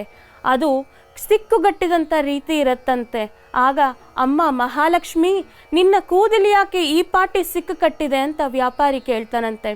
ಆಗ ಮಹಾಲಕ್ಷ್ಮಿ ಹೇಳ್ತಾಳೆ, ಅಯ್ಯೋ ನಾನೇನು ಮಾಡ್ಲಪ್ಪ, ಎಲ್ಲರೂ ಅವರ ಭೋಗಗಳಲ್ಲಿ ಮುಳುಗೋಗಿದ್ದಾರೆ. ನನ್ನ ಚೆಹರೆ, ನನ್ನ ರೂಪ, ನನ್ನ ರೂಪಲಾವಣ್ಯಗಳು ಯಾರೂ ಕೇಳೋರಿಲ್ವಲ್ಲ. ತಾಯಿ ಒಂದು ಹೆಣ್ಣಿನ ರೂಪದಲ್ಲಿ ಪ್ರತಿಯೊಂದನ್ನು ನೋಡ್ತಾ ಇರ್ತಾಳಂತೆ. ಒಂದು ಹೆಣ್ಣಿಗೆ 5 ಮುತ್ತುಗಳು, ಬಳೆ, ಮೂಗ್ಬಟ್ಟು, ಹಣೆಯಲ್ಲಿ ಕುಂಕುಮ, ಹೂವು, ಕಾಲ್ಗೆಜ್ಜೆ, ಇದೆಲ್ಲ ಮಹಾಲಕ್ಷ್ಮಿಯ ಸಂಕೇತವಂತೆ. ಆಗ ಆ ಕೂದಲ ಬಗ್ಗೆ ಕೇಳ್ತಾನಂತೆ. ಆಗ ಹೇಳ್ತಾಳೆ ತಾಯಿ, ವಜ್ರ ವೈಢೂರ್ಯಗಳನ್ನ ಧರಿಸಿರ್ತಾರೆ, ಅವರಲ್ಲಿ ಅವರು ಮುಳುಗೋಗಿರ್ತಾರೆ, ನನ್ನ ಎಲ್ಲಿ ನೆನಪು ಮಾಡ್ಕೊಳ್ತಿದ್ದಾರಪ್ಪ ಅಂತ ಕೇಳಿ ಅದೃಶ್ಯಳಾಗ್ತಾಳಂತೆ. ಆಗ ತಿರ್ಗಾ ಸಾಧುಗಳ ಹತ್ರ ಹೋಗಿ, ಅಯ್ಯೋ ಈಗಲೂ ನಾನೇನು ಕೇಳಿಲ್ವಲ್ಲ, ತಾಯಿನ ಇನ್ನೊಮ್ಮೆ ಕೊನೇ ಬಾರಿ ನನಗಾಗಿ ಕಳಿಸು ಅಂತ ಹೇಳ್ತಾರಂತೆ. ಆಗ ತಾಯಿನ ಸಾಧುಗಳು ಮಂತ್ರಪಠನೆ ಮಾಡಿ ವರಮಹಾಲಕ್ಷ್ಮಿ ಅಥವಾ ಮಹಾಲಕ್ಷ್ಮಿನ ಧರೆಗೆ ಕರೆಸ್ತಾನೆ. ಆಗ ತಾಯಿ ಅಳ್ತಾ ಇರ್ತಾಳಂತೆ, ತುಂಬ ದುಃಖಿಸ್ತಾ ಇರ್ತಾಳಂತೆ. ಆಗ ಕೂಡ ಅವನು ಏನೂ ಕೇಳಲ್ಲ, ಹಣವನ್ನಂತೂ ಬೇಡಲ್ಲ, ಸಂಪತ್ತನ್ನಂತೂ ಕೇಳಲ್ಲ. ಅಮ್ಮ ನೀನು ಯಾಕೆ ಅಳ್ತಿದ್ಯಾ ಅಂತಂತೆ. ನನ್ನ ದುಃಖಕ್ಕೆ ಏನು ಹೇಳಲಿ, ಒಂದು ಸಂಸಾರ ಅಂದರೆ ನಗನಗತ ಗಂಡ ಮಕ್ಕಳು, ತಂದೆ ತಾಯಿ, ಅತ್ತೆ ಮಾವ ಎಲ್ಲರಿಂದ ಸುಖವನ್ನು ಅನುಭವಿಸ್ತಾ ಇರುವಂತಹ ಸಂಸಾರದಲ್ಲಿ ನಾನು ನೆಲೆ ನಿಲ್ಲಿಸಬೇಕು. ಯಾವ ಸಂಸಾರದಲ್ಲಿ ಪ್ರತಿನಿತ್ಯ ದುಃಖವೇ ಇರುತ್ತೋ ನಾನಲ್ಲಿ ಹೇಗೆ ನಿಲ್ಲಿಸ್ಲಪ್ಪ ಅಂತ ಹೇಳಿ ಅದೃಶ್ಯಳಾಗ್ತಾಳಂತೆ. ಆಗ ಸಾಧುಗಳ ಹತ್ರ ಬಂದು ಕೇಳಿದಾಗ ವ್ಯಾಪಾರಿ, ಈಗ ಅವನಿಗೆ ಸಾಕಷ್ಟು ಅರಿವುಗಳು ಬಂದಿರುತ್ತೆ. ಸಾಕ್ಷಾತ್ ಮಹಾಲಕ್ಷ್ಮಿನ ಧರೆಗೆ ಕರೆಸ್ಕೊಂಡು ನಾವು ಸಿರಿ ಸಂಪತ್ತನ್ನು ಬೇಡೋದು ಏನೂ ಇರಲ್ಲ, ಆದರೆ ನಾವು ನಮ್ಮ ಆತ್ಮವನ್ನು ಎಷ್ಟು ಶುಚಿಯಾಗಿರ್ತೀವಿ, ನಾವು ಎಷ್ಟು ಪವಿತ್ರವಾಗಿರ್ತೀವಿ, ನಮ್ಮ ಸುಖವನ್ನು ನಾವು ಹೇಗೆ ಕರುಣಿಸ್ಕೊಳ್ತೀವಿ ಅನ್ನೋ ಜಾಗದಲ್ಲಿ ಮಹಾಲಕ್ಷ್ಮಿ ಇರ್ತಾಳಂತೆ. ನಗುಮುಖ, ಕೈಯಲ್ಲಿ ಬಳೆ, ಅರಿಶಿಣ, ಕುಂಕುಮ ಮತ್ತು ಇರುವ ಜಾಗವನ್ನು ಶುಚಿಯಾಗಿಡುವಂಥದ್ದು, ಈ ರೀತಿ ಮಾಡೋದ್ರಿಂದ ಮಹಾಲಕ್ಷ್ಮಿ ಒಲಿತಾಳಂತೆ. ಈ ಎಲ್ಲ ಅರಿವು ಆ ವ್ಯಾಪಾರಿಗೆ ಆಗುತ್ತೆ. ಆಗ ವ್ಯಾಪಾರಿ ಸಾಧುಗಳಿಗೆ ಹೇಳ್ತಾನಂತೆ, ಮಹಾಲಕ್ಷ್ಮಿನ ಬರಮಾಡ್ಕೊಳ್ಳೋ ಅವಶ್ಯಕತೆ ಇಲ್ಲ, ನಾನಿರುವಂತಹ ಜಾಗ ಸುಖಕರವಾಗಿ ಇಟ್ಕೊಳ್ತೀನಿ, ನಗನಗತ್ತ ಜೀವನ ನಡೆಸ್ತೀನಿ, ಹೆಂಡತಿ ಮಕ್ಕಳನ್ನ ಪ್ರೀತಿ ವಾತ್ಸಲ್ಯದಿಂದ ನೋಡ್ಕೊಳ್ತೀನಿ, ತಂದೆ ತಾಯಿಗಳಿಗೆ ಗೌರವ ಕೊಡ್ತೀನಿ ಅಂತ ಸಾಧುಗಳಿಗೆ ಹೇಳಿ ಅವನ ವ್ಯಾಪಾರ ವೃತ್ತಿಯನ್ನು ಮತ್ತೊಮ್ಮೆ ಶುರು ಮಾಡ್ತಾನೆ. ಅದಕ್ಕಾಗಿಯೇ ಹೇಳೋದು, ಮಹಾಲಕ್ಷ್ಮಿನ ಒಲಿಸ್ಕೊಬೇಕಾದ್ರೆ ನಾವು ದ್ರವ್ಯಗಳಾಗಿರ್ಬಹುದು, ವಜ್ರ ವೈಢೂರ್ಯಗಳಾಗಿರ್ಬೋದು, ಯಾವುದು ಕೇಳಲ್ಲ ತಾಯಿ. ಅವಳು ಕೇಳೋದು ಒಂದೇ, ಅರಿಶಿಣ, ಕುಂಕುಮ, ಬಳೆ, ಹೂವು, ಹಾಗೂ ನಾವಿರುವಂತಹ ಜಾಗ ಶುಚಿಯಾಗಿಟ್ಕೊಂಡು ನಗನಗತ ನಗುಮುಖವನ್ನು ಹಾಕ್ಕೊಂಡು ಮನೆಯಲ್ಲಿ ಕಂಗೊಳಿಸ್ತಾ ಇದ್ದರೆ ತಾಯಿ ಮಹಾಲಕ್ಷ್ಮಿ ಆ ಮನೆಯಲ್ಲಿ ವಾಸಿಸ್ತಾಳಂತೆ. ಇದು ಪುಟ್ಟ ಮಹಾಲಕ್ಷ್ಮಿಯ ಕತೆ. ಲಕ್ಷ್ಮಿಯ ಕತೆ ಪುಟ್ಟದೇ ಆದರೂ ಇದರ ಸ್ವಾರಸ್ಯಕರವಾದಂಥ ವಿಚಾರಗಳಿದೆಯಲ್ಲ, ವ್ಯಕ್ತಿ ತಾನು ಮಾಡ್ತಿರ್ತಕ್ಕಂಥ ತನ್ನ ತಪ್ಪು ಒಪ್ಪುಗಳನ್ನು ಅರ್ಥಕೊಳ್ಳದಿರ ತಾನು ಈ ದೇಹದಿಂದ ಒಳಗಿರುವಂಥ ಈ ಆತ್ಮಜೀವವನ್ನು ಹೊರಗೆ ತೆಗಿಲಿಕ್ಕೆ ಹೋಗ್ತಾನೆ. ಬೇಡಪ್ಪ ಸಾಕು ನನಗೆ ಈ ಕಷ್ಟ ಅಂತ. ಆದರೆ ಅದೆಲ್ಲ ಜೀವನ. ಎಲ್ಲಿ ತಪ್ಪು ಮಾಡ್ತಿದ್ದೀವಿ, ಎಲ್ಲಿ ಏನು ವ್ಯತ್ಯಾಸ ಆಗ್ತಿದೆ, ಆ ಸಿರಿ ಸಂಪತ್ತಿಗೆ ಕಾರಣ ಆದರೂ ಏನು? ಲಕ್ಷ್ಮಿ ಪ್ರತ್ಯಕ್ಷಳಾಗಿ ಎಲ್ಲೋ ಭೋಗಭಾಗ್ಯಗಳನ್ನು ನಮಗೆ ದಯಪಾಲಿಸಿದ್ರು ನಾವು ಇರಬೇಕಾಗಿರ್ತಕ್ಕಂಥ ರೀತಿನೇ ಸರಿ ಇಲ್ಲ ಅಂದರೆ ಲಕ್ಷ್ಮಿನ ಇಟ್ಕೊಂಡು ಏನು ಮಾಡ್ತೀರಿ? ಯಾವ ಕುಟುಂಬದಲ್ಲಿ ಆ 5 ಮುತ್ತುಗಳು ಅಂತ ಏನು ಹೇಳಿದ್ದಾಳು, ಅಥವಾ ತಾಯಿ ಮಹಾಲಕ್ಷ್ಮಿ ನೆಲೆಸಬೇಕಾದ್ರೆ ಏನು ಸುಖ, ಸಂತೋಷ, ನೆಮ್ಮದಿ, ಆ ನಗುಮುಖ ಎಂಬತಕ್ಕಂಥದ್ದು ಇಲ್ದಿರೇ ಇರತಕ್ಕಂಥ ಕುಟುಂಬಕ್ಕೆ ಕೋಟಿಗಟ್ಟಲೆ ಹಣ ಬಂದು ನಿಂತರೂ ಅದು ವೇಸ್ಟ್. ಅದಕ್ಕೆ ದೊಡ್ಡವರು ಹೇಳ್ತಾರೆ, ಗೋವಿನ ಮಲೆಯಲ್ಲಿರ್ತಕ್ಕಂಥ ಗೋಕ್ಷೀರ ಭಗವಂತನ ಸೇವೆಗೆ ಅಂತ. ಶ್ವಾನದ ಮೊಲೆಯಲ್ಲಿರ್ತಕ್ಕಂಥ ಕ್ಷೀರ ಅದು ಶ್ವಾನದ ಮರಿಗಳಿಗೆ ಮಾತ್ರ. 2 ಹಾಲು ಬೆಳ್ಳಗಿರುತ್ತೆ, ಆದರೆ ಅದು ದೇವತಾರಾಧನೆಗೆ ಹೋಗುತ್ತೆ. ದೇವತಾರಾಧನೆಗೆ ಹೋಗುತ್ತೆ, ಇದು ಶ್ವಾನಗಳಿಗೆ ಮರಿಗಳಿಗೆ ಮಾತ್ರ ಇರುತ್ತೆ. ಹಾಗೆ ಮನುಷ್ಯನ ಮನಸ್ಸು ತಾನು ಏಕಾಗ್ರತೆಯಿಂದ ತಾನು ಇರಬೇಕಾಗಿರ್ತಕ್ಕಂಥ ನೀತಿಗಳನ್ನು ಅರಿತು ಬದುಕಿದ್ರೆ ಗೋಕ್ಷೀರದಂತೆ ಸದಾಕಾಲ ಭಗವಂತನ ಸೇವೆಗೆ ಮೀಸಲಾಗುತ್ತೆ. ನಮ್ಮಗಳ ಮನಸ್ಸಲ್ಲಿ ನಾವು ಇರಬೇಕಾಗಿರ್ತಕ್ಕಂಥ ನೀತಿನ ಮರೆತು ನಾವು ನಡೆದ್ರೆ, ಅಥವಾ ನಮ್ಮ ವಾಸ್ತುವಲ್ಲಿ ಇರಬೇಕಾಗಿರ್ತಕ್ಕಂಥ ರೀತಿಯನ್ನು ಮರೆತು ನಾವು ಹೆಜ್ಜೆ ಹಾಕಿದ್ರೆ ಅಲ್ಲಿ ದಾರಿದ್ರ್ಯ ತಾಂಡವಾಡುತ್ತೆ. ಆ ದಾರಿದ್ರ್ಯತನವನ್ನು ತಾಂಡವಾಡಿಸ್ಕೊಳ್ಬಾರ್ದು ಅಂದರೆ ತಾಯಿ ಮಹಾಲಕ್ಷ್ಮಿಯ ಧರ್ಮ ಸೂಕ್ಷ್ಮತೆಗಳನ್ನು ಅರ್ಥಕೊಳ್ಬೇಕಾಗತ್ತೆ. ಲಕ್ಷ್ಮಿ ಆಯಾ ಕಾಲಕ್ಕೆ ಏನೆಲ್ಲ ಸಿರಿ ಸಂಪತ್ತುಗಳನ್ನು ಕೊಡಬೇಕೋ, ಯಾವೆಲ್ಲ ಜ್ಞಾನದ ಭಿಕ್ಷೆಯನ್ನು ಕೊಡಬೇಕೋ ಅದನ್ನು ದಯಪಾಲಿಸ್ತಾ ಇರ್ತಾಳೆ. ಆದರೆ ಕೊಟ್ಟಂಥ ಜ್ಞಾನದಿಂದ ತಾನು ತನ್ನ ಪರಿವಾರ ತನ್ನ ಕುಟುಂಬವನ್ನು ಹೇಗೆ ನಡೆಸಬೇಕು ಎಂಬತಕ್ಕಂಥದ್ದನ್ನು ನಾವು ಅರ್ಥಕೋಬೇಕಾಗತ್ತೆ. ಅದಕ್ಕೆ ಜ್ಞಾನಚಕ್ಷು, ಆ ಜ್ಞಾನಚಕ್ಷು ಎಂಬತಕ್ಕಂಥದ್ದು, ಜ್ಞಾನ ಎಂಬತಕ್ಕಂಥದ್ದು, ಅರಿವು ಎಂಬತಕ್ಕಂಥದ್ದಿದ್ದರೆ ಅವೆಲ್ಲವೂ ಸಮಾಗಮವಾಗಿರುತ್ತೆ. ಇರಲಿ, ತಾಯಿ ಲಕ್ಷ್ಮಿಗೆ ಒಂದೊಂದು ದಿನ ಒಂದೊಂದು ವಿಶೇಷತೆ ಅಂತ ಹೇಳ್ತಾರೆ. ಸೋಮವಾರ ಬಂದರೆ ಶಿವನ ಆದ್ಯತೆ, ಮಂಗಳವಾರ ಬಂದರೆ ಆಂಜನೇಯ ಸ್ವಾಮಿ, ಹಾಗೆ ಬುಧವಾರ ಬಂದರೆ ಮಹಾವಿಷ್ಣು, ಗುರುವಾರ ಬಂದರೆ ಗುರುಗಳು, ಶುಕ್ರವಾರ ಬಂದರೆ ತಾಯಿ ಮಹಾಲಕ್ಷ್ಮಿ. ಇಂದು ಶುಕ್ರವಾರ ಶುಭವ ತರುವ ವಾರ.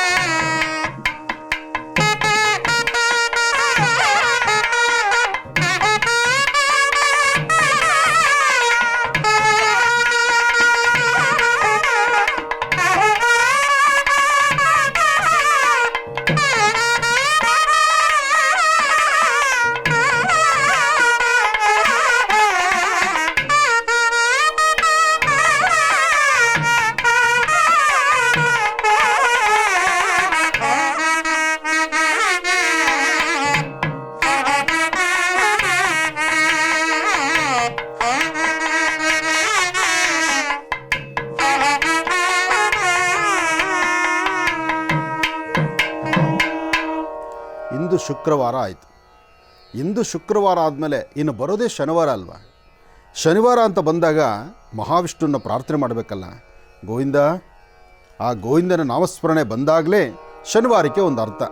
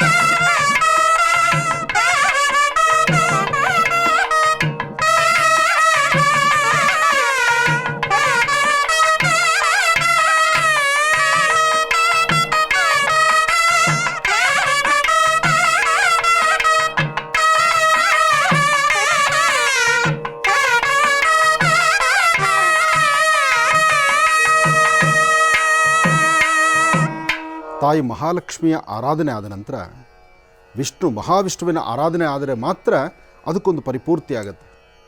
ಶುಕ್ರವಾರ ತಾಯಿ ಮಹಾಲಕ್ಷ್ಮಿಯನ್ನು ಪ್ರಾರ್ಥನೆ ಮಾಡಿ, ಶನಿವಾರ ಅಂತ ಬಂದಾಗ ಮಹಾವಿಷ್ಣುವಿನ ಪ್ರಾರ್ಥನೆ ಮಾಡಿ ಗೋವಿಂದ ಗೋವಿಂದ, ಆ ಗೋವಿಂದನ ನಾಮಸ್ಮರಣೆ ಈ ಒಂದು ನಾದಸ್ವರದಲ್ಲಿ ಬಂದಾಗ ಎಷ್ಟು ಆನಂದ. ಆದರೆ ಈ ನಾದಸ್ವರದಲ್ಲಿ ಒಂದು ಅದ್ಭುತವಾದ ಶಕ್ತಿ ಇದೆ. ಕೀರ್ತನೆಗಳಿಗೆ ಅಂತಹ ಶಕ್ತಿ ಇದೆ.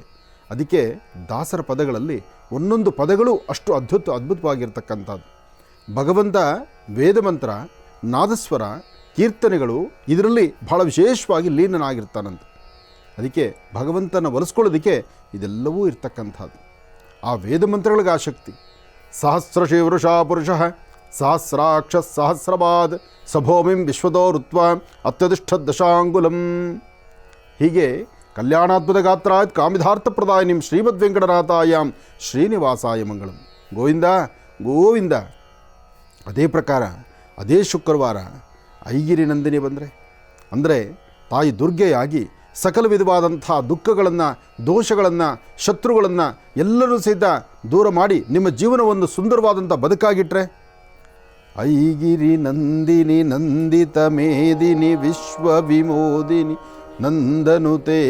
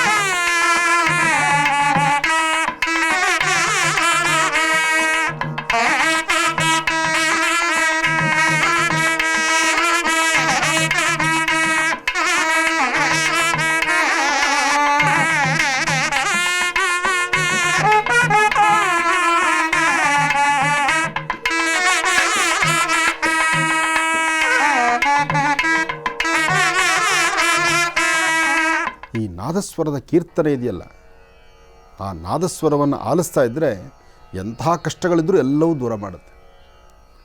ಮನುಷ್ಯನಿಗೆ ಸಮಸ್ಯೆ ಕಷ್ಟ ಅಂತ ಬಂದಾಗ ಮತ್ತೊಂದು ದಾರಿ ಹುಡುಕಬಾರ್ದು. ಆ ಕಷ್ಟದಿಂದ ಹೊರಬರುವಂತಹ ಸುಲಭ ಮಾರ್ಗವನ್ನು ಹುಡುಕೊಳ್ಬೇಕು. ಅಂದರೆ ನಿಮ್ಮ ಮನಸ್ಸನ್ನು ಬೇರೊಂದು ಕಡೆ ಹರಿಬಿಡಬೇಕು. ಆ ಬೇರೊಂದು ಕಡೆ ಹರಿಬಿಟ್ಟೋಗ ಅಲ್ಲಿಂದ ಬರಬೇಕಾಗಿರ್ತಕ್ಕಂಥ ಸಿಗುವಂಥ ಅದೃಷ್ಟದ ರೇಖೆಗಳೇನು ಎಂಬತಕ್ಕಂಥದ್ದನ್ನು ಸರಿಯಾಗಿ ಆಲಿಸಬೇಕು. ಬಹುಶಃ ಅದು ರವಿವಾರದಲ್ಲಿ, ಭಾನುವಾರದಲ್ಲಿ, ಅಂದರೆ ಇವತ್ತಿನ ಕಾರ್ಯಕ್ರಮದಲ್ಲಿ ಅದು ನಿಮಗೆ ಸಿಗುತ್ತೆ. ಎಷ್ಟೇ ಆದರೂ ಅಂತಹ ಅದ್ಭುತವಾದಂತಹ ಇವತ್ತಿನ ಈ ಕಾರ್ಯಕ್ರಮ ಒಂದು ಸಣ್ಣ ವಿರಾಮದ ನಂತರ ಮತ್ತಷ್ಟು ಮುಂದುವರಿಸೋಣ. ಕೂತ್ಕೊಳ್ಳಿ. ಕಾರ್ಯಕ್ರಮಕ್ಕೆ ಮತ್ತೊಮ್ಮೆ ಸ್ವಾಗತವನ್ನು ಕೋರ್ತಾ, ಶನಿವಾರ ಮಹಾವಿಷ್ಣು ಆಯಿತು, ಜೊತೆಗೆ ಶುಕ್ರವಾರ ದೇವಿಯ ಆರಾಧನೆ ಆಯಿತು. ಇನ್ನು ಭಾನುವಾರ ಅಂತ ಬಂದಾಗ ಪ್ರತಿಯೊಬ್ಬರು ಸಹಿತ ಜೀವನದಲ್ಲಿ ಹಾಕುವ ಹೆಜ್ಜೆನಲ್ಲಿ ಏನಾದರೂ ಇಡುವುದಂಥದ್ದು ಅಥವಾ ಇಡುವುದರೂ ಅದನ್ನು ಸರಿಪಡಿಸ್ಕೊಳ್ಳೋಕೆ ಆಗದಿರತಕ್ಕಂಥ ಸಮಸ್ಯೆ ಇರುತ್ತೆ.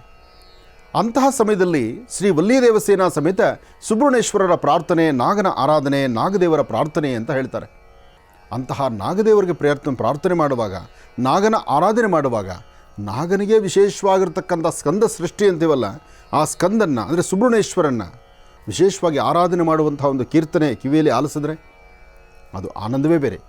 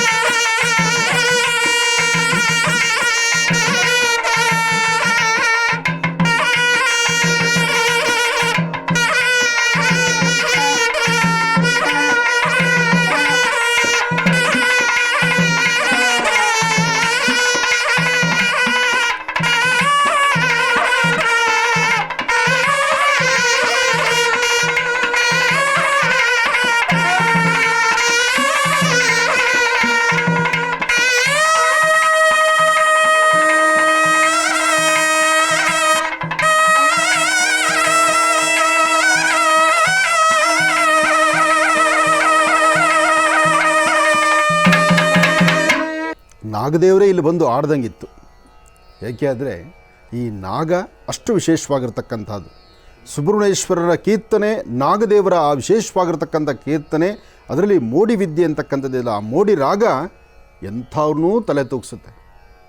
ಇದು ಸಂಗೀತಕ್ಕೆ, ನಾದಸ್ವರಕ್ಕೆ ಅಂಥ ಅದ್ಭುತವಾದ ಶಕ್ತಿ. ಇನ್ನು ಇಷ್ಟೆಲ್ಲ ಆದಮೇಲೆ ಬಹಳ ಮುಖ್ಯವಾಗಿರ್ತಕ್ಕಂಥದ್ದು, ಸ್ವಾಮಿ ಮಲಗಿಸುವಾಗ ಒಂದು ಶಯನೋತ್ಸವ ಕಾಲದಲ್ಲಿ ಲಾಲಿ ಹಾಡಿದೆ, ಅದನ್ನು ಆಲಿಸಬೇಕು. ಅದಾದ ನಂತರ ಭಕ್ತಿಯಿಂದ ಭಗವಂತನಿಗೆ ತನ್ನನ್ನು ತಾನು ಮರೆತು ಭಗವಂತನ ಮೇಲೆ ಆಡುವಂತಹ ಒಂದು ಕೀರ್ತನೆ ಇದೆಯಲ್ಲ, ಭಗವಂತ ಈ ಕಷ್ಟ ತಡಿಲಿಕ್ಕಾಗ್ತಿಲ್ಲ, ಸಾಕಷ್ಟು ನೋವಿನಿಂದ ಇದ್ದೇನೆ, ಸಾಕಪ್ಪ ಈ ಜೀವನ ಅನ್ನೋ ಒಂದು ನೋವಿದೆಯಲ್ಲ, ಆ ನೋವು ಇವತ್ತಿನ ದಿವಸ ಸಾಕಷ್ಟು ಕುಟುಂಬಗಳಲ್ಲಿ ತಂದೆ ತಾಯಂದಿರಿಗೆ ಇದೆ. ತಂದೆ ತಾಯಂದಿರು ಬಾಲ್ಯದಿಂದ ಶ್ರಮಿಸಿ ತಾನು ಮಕ್ಕಳಿಗೆ ಜನ್ಮ ಕೊಟ್ಟು ಮಕ್ಕಳನ್ನು ಬೆಳೆಸಿ ದೊಡ್ಡವರನ್ನ ಮಾಡಿ ಅವರು ನಾಳೆ ಸಹ ತಿರುಗಿ ಬಿದ್ದು ತಂದೆ ತಾಯಿನೇ ಎದೆಯಲ್ಲಿ ಒದ್ದು ಕಾಲಲ್ಲಿ ಒದ್ದು ಹೋಗುವ ಕಾಲಗಳೆದುರಾಗತ್ತಲ್ಲ, ಆಗ ಭಗವಂತನಿಗೆ ತನಗೆ ಅರಿವಿಲ್ಲದಿರ ದೇವ್ರ ಮುಂದೆ ನಿಂತಾಗ ಕಣ್ಣಲ್ಲಿ ನೀರು ಬರುತ್ತೆ. ಆ ಕೀರ್ತನೆ ಬಾಧೆ, ಆ ನೋವು ಹೇಳ್ಕೊಳ್ಳಿಕ್ಕೆ ಅಸಾಧ್ಯ. ನಾನು ಯಾಕೆ ಈ ಮಾತು ಹೇಳ್ತಿದ್ದೀನಿ ಅಂದರೆ, ಎಲ್ಲವೂ ಸಹಿತ ನಮ್ಮಲ್ಲಿ, ನಮ್ಮ ಭಾರತೀಯ ಹಿಂದೂ ಸನಾತನ ಧರ್ಮದಲ್ಲಿ ಎಷ್ಟೋ ಜನ ಕಣ್ಗಳಲ್ಲಿ ಮೂಕ ವೇದನೆಯಲ್ಲಿ ಆ ಫಲಪುಷ್ಪಗಳನ್ನು ಭಗವಂತನಿಗೆ ಅರ್ಪಣೆ ಮಾಡೋದ್ರಲ್ಲಿ ಈ ನೋವನ್ನು ನಾವು ನೋಡ್ತಿರ್ತೀವಿ. ದೇವಸ್ಥಾನಗಳಿಗೆ ಹೊರಟ್ರೆ ಸಾಲಲ್ಲಿ ನಿಂತಿರ್ತಕ್ಕಂಥ ಭಕ್ತರು ಒಬ್ಬೊಬ್ಬರ ಮುಖದಲ್ಲಿ ಒಂದೊಂದು ತರಹ ನೋವು ನೋಡ್ತಿರ್ತೀವಿ, ಒಂದೊಂದು ಥರ ಕಷ್ಟಗಳನ್ನು ಹೇಳ್ಕೊತಿರ್ತಾರೆ.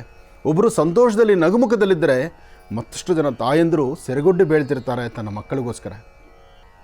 ಮಕ್ಕಳು ಜ್ಞಾನವಂತರಾಗಲಿ, ಬುದ್ಧಿವಂತರಾಗಲಿ, ಸಂಸ್ಕಾರವಂತರಾಗಲಿ ಅಂತ ಕೇಳ್ಕೊತಿರ್ತಾರೆ. ಇದೆಲ್ಲವನ್ನು ನೋಡಿದಾಗ ಎಂತಹ ಅದ್ಭುತವಾದಂಥ ಶಕ್ತಿ ಈ ಭರತಖಂಡದಲ್ಲಿ ಇದೆಯಪ್ಪ ಅನ್ನೋದನ್ನು ಚಿಂತನೆ ಮಾಡ್ಬೋದು. ಕಾರ್ಯಕ್ರಮಕ್ಕೆ ಮತ್ತೊಮ್ಮೆ ಸ್ವಾಗತವನ್ನು ಕೋರ್ತಾ, ಬಹಳ ವಿಶೇಷವಾಗಿರ್ತಕ್ಕಂಥ, ಬಹುಶಃ ಬಹಳ ವರ್ಷಗಳಾದ ನಂತರ ಈ ಪ್ರಕಾರವಾದಂಥ ಒಂದು ಭಾನುವಾರದ ಕಾರ್ಯಕ್ರಮ ಅಂದರೆ ಅದು ತಪ್ಪಾಗೋದಿಲ್ಲ. ಭಾನುವಾರದಲ್ಲೂ ಒಂದು ವಿಶೇಷತೆ ಇರುತ್ತೆ. ರವಿವಾರ ಅಂತ ಬಂದಾಗ ಸೂರ್ಯದೇವರ ಪ್ರಾರ್ಥನೆ ಇರುತ್ತೆ. ಜೊತೆಗೆ ಮೊನ್ನೆ ಅಷ್ಟೇ ವರಮಹಾಲಕ್ಷ್ಮಿ ಆಯಿತು, ವರಮಹಾಲಕ್ಷ್ಮಿ ಆಯಿತು, ಶ್ರಾವಣ ಶನಿವಾರ ಆಯಿತು. ಇನ್ನು ಭಾನುವಾರ ಅಂತ ಬಂದಾಗ ಸೂರ್ಯದೇವರ ಪ್ರಾರ್ಥನೆ, ನಾಗದೇವರ ಪ್ರಾರ್ಥನೆ ಆಯಿತು. ಇದರ ಮಧ್ಯದಲ್ಲಿ ದೇವತಾರಾಧನೆಗಳೇನೋ ಇದೆ ನಿಜ. ಆದರೆ ಮನುಷ್ಯನ ಕಷ್ಟ ಅಂತ ಬಂದಾಗ ಆ ಮೂಕವೇದನೆ ಇದೆಯಲ್ಲ, ಅನುಭವಿಸ್ಲಿಕ್ಕೆ ಆಗದಿರತಕ್ಕಂಥದ್ದು, ಆಗ ಭಗವಂತನಲ್ಲಿ ಮೊರೆ ಹೋಗುವಂಥ ಒಂದಷ್ಟು ಸಮಯಗಳಿರುತ್ತೆ. ಆ ಭಗವಂತನ ಹತ್ರ ಮೊರೆ ಹೋದಾಗ ನಮಗೆ ಅರಿವಿಲ್ಲದಂಥ ರೀತಿ ಕಣ್ಣಲ್ಲಿ ನೀರು ಬರೋದು ಉಂಟು, ಮನಸ್ಸಿನ ದುಃಖವನ್ನು ಮತ್ತೊಬ್ಬರ ಹತ್ರ ಹೇಳ್ಕೊಳಕ್ಕೆ ಆಗದಿರತಕ್ಕಂಥ ರೀತಿಯೂ ಉಂಟು. ಅಂತಹದ್ರಲ್ಲಿ ಪಾಂಡುರಂಗನ ನೆನೆಸ್ಕೊಳ್ಬೇಕು. ಆ ಪಾಂಡುರಂಗನ ನೆನೆಸ್ಕೊಂಡು ಒಂದು ವಿಶೇಷವಾಗಿರ್ತಕ್ಕಂಥ ಕೀರ್ತನೆಯನ್ನು ಆಲಿಸಬೇಕು.